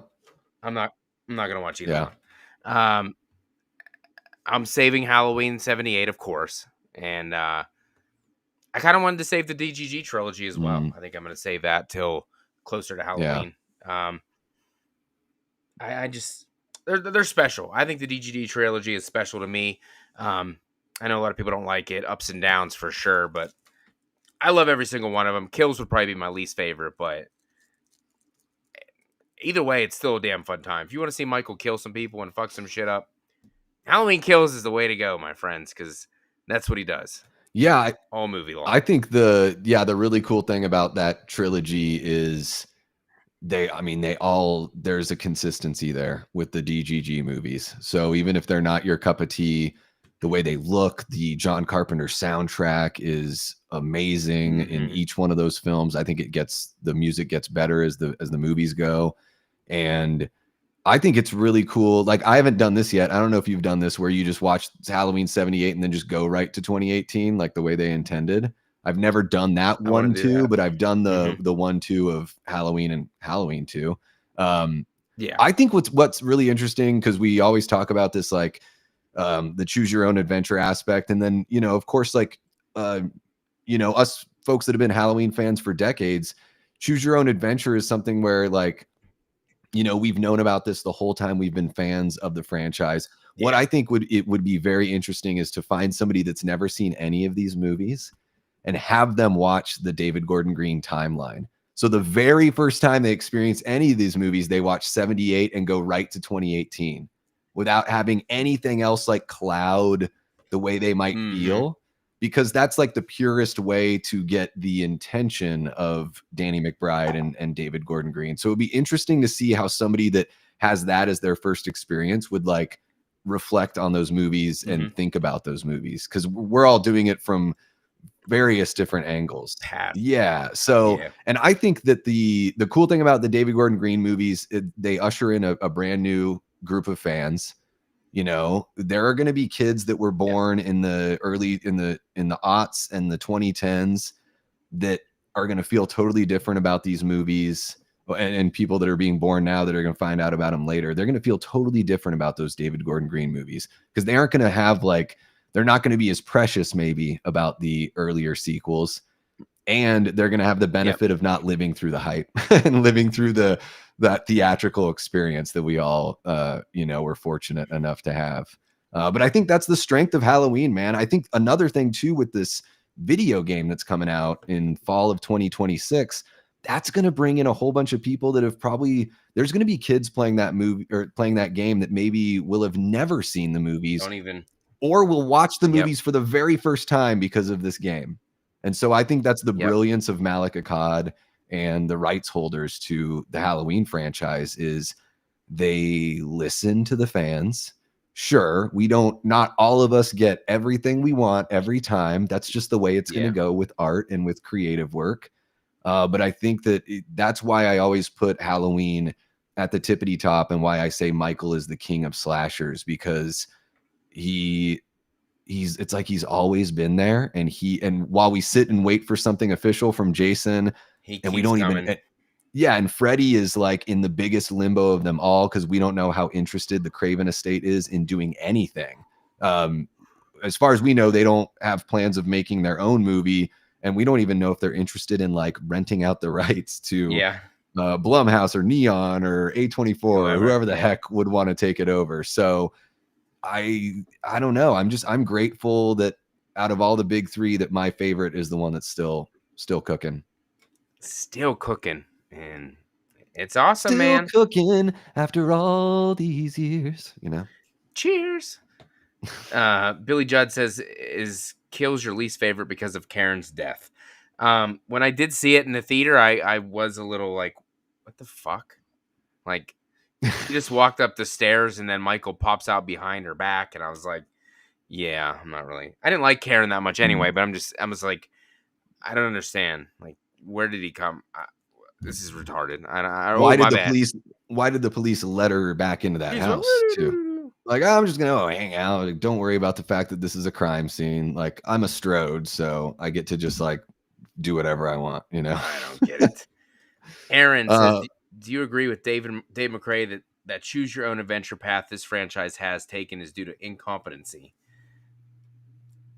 Just different cooks in the kitchen, I think. Honestly, they just had different visions. They did their own thing. If it would have been the same guy, maybe same director throughout, I don't think any of this wouldn't have developed this way. Yeah. I think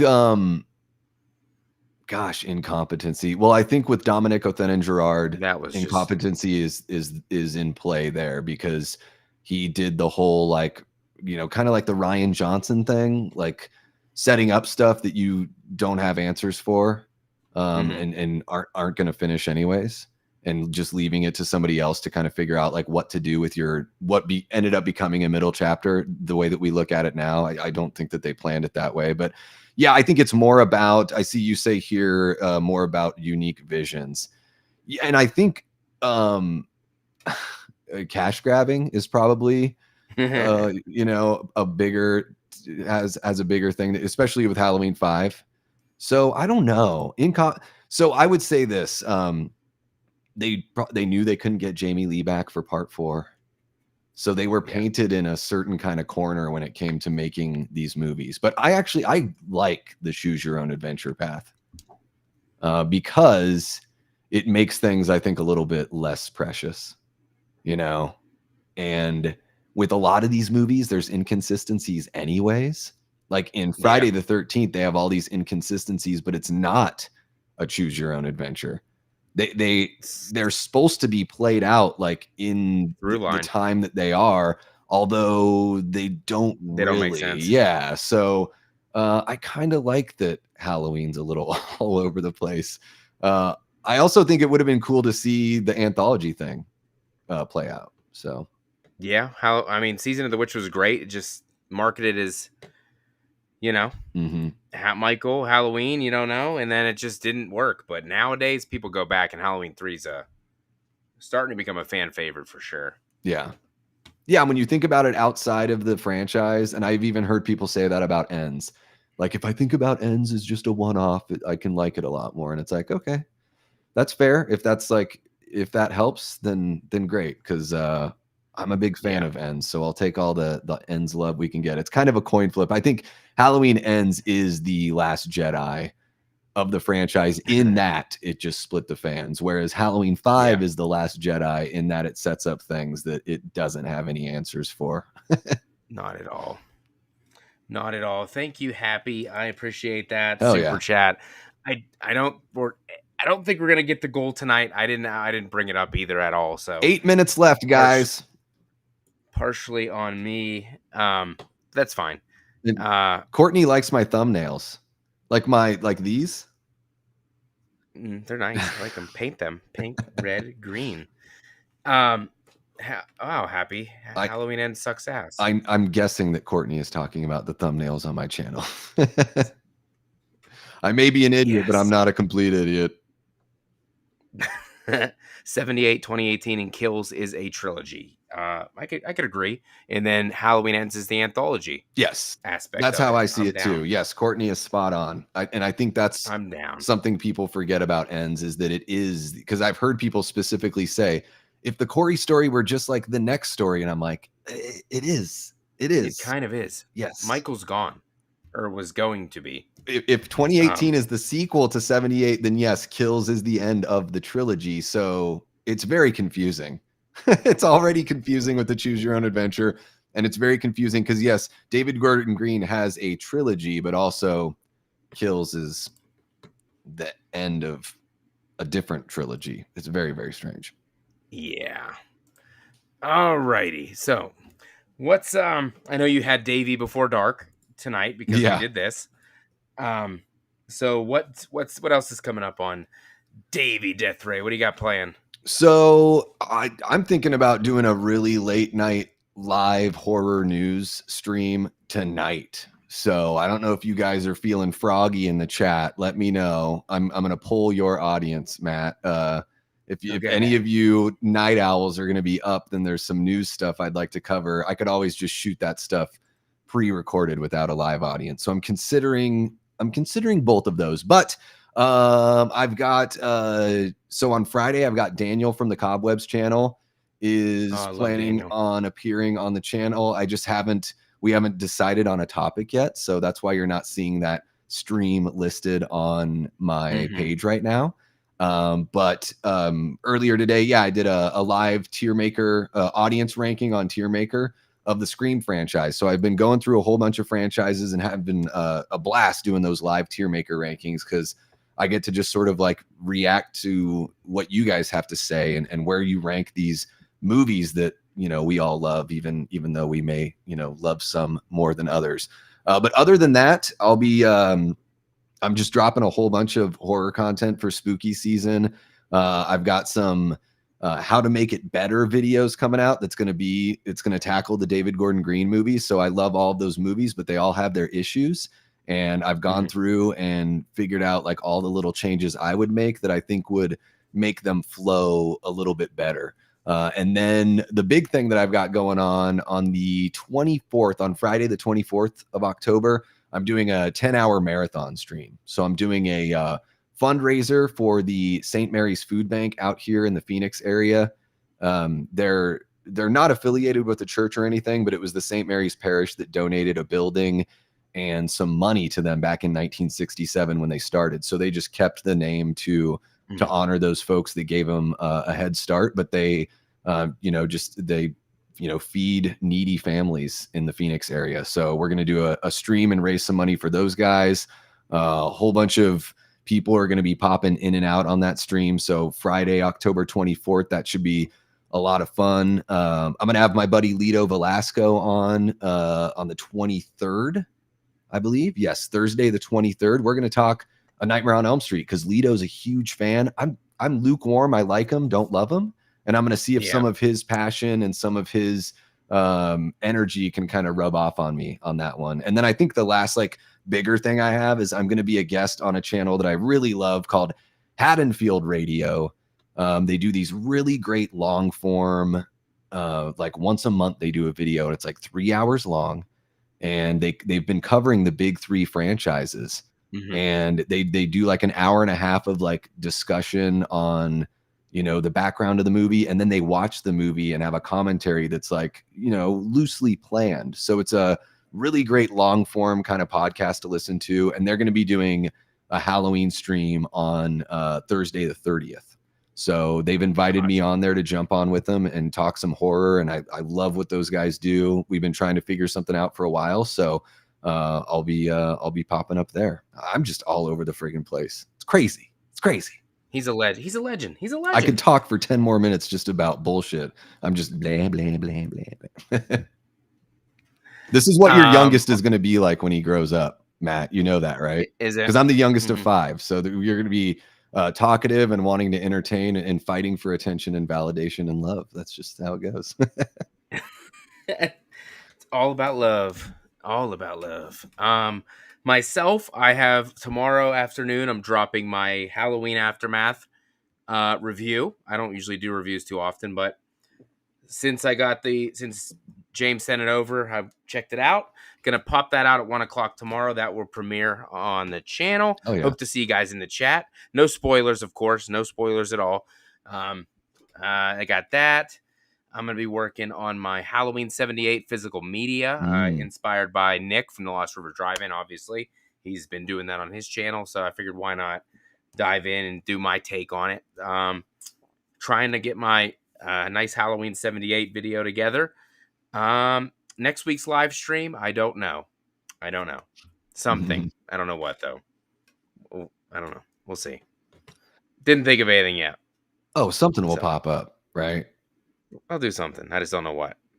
You I don't know if I'll do another watch along for spooky season or gotta do a ranking. I don't know. You just got to leave it up to the people, right? The people. Put out a poll. Let them just, let Matt know. Do you want to do a watch party, topical discussion? What do you guys want? Let him know in the chat. I'll encourage Matt to put out a poll. There you go, Matt. Put out a poll. Do it. Yeah. Do it now. Let me see. I don't know if there's enough people in here to vote. Well, you could just do a poll on your page, right? And then that way people have got my some YouTube channel. That's. I did put a poll out to see which one people prefer, the theatrical cut or the producer's cut. Let me see which one. I think the theatrical cut crushed it. But let me check. It's the one most people are way more familiar with, for sure. Yeah. Let me see. Almost 200 votes and 62% went with the theatrical cut. Okay. So. All right. I think that's fair. Yeah. Davey James says ranking or a watch party. Okay, we'll see. Maybe I'll do another spooky watch party. Maybe. We shall see. But the chat was pumping tonight. I really, really appreciate it. Everybody hanging out, watching. That was a lot of votes in the poll for the movie. So yeah, I don't usually get 55 or 50 plus votes. So thank you. Obviously, most people here are already subscribed to Davey. But if you're not, link is down below, of course. So go subscribe. He's on the rise to 2,000 subscribers. He's trying to make it there by Halloween. Yeah. Is it going to happen? Is it going to happen? No, it's not going to happen. No. I mean, it would be amazing if it, and hopefully, maybe that marathon stream brings in some people because it'll be going on all day.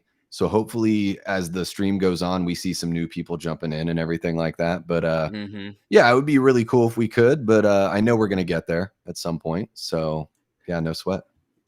He got it. Aaron Click says, we will follow wherever you go, Fauci. There you go. That didn't sound like a cult at all. It did not. If you build it, they will come. Yeah. My goal was to get to 6,000 by Halloween, but I was a little bit closer to 6 than you were to 2. I'm about 8 away, I think 7 or 8 away. So oh shit, we'll see. That's happening. We'll see how it goes. I mean, I wish I could be like these other channels that are getting to 10, 11, 12. Dude, it's like this, but it's just not happening. I would imagine every time you get to one of those milestones, you get more exposure from the algorithm and everything like that. So yeah, just keep it up. I don't know. I just passed 1,800, so it's like you just never know what could happen in the last couple weeks of October. So I'll just keep on doing my thing. Like I said, thanks everybody. Appreciate Davey coming on and spending some time.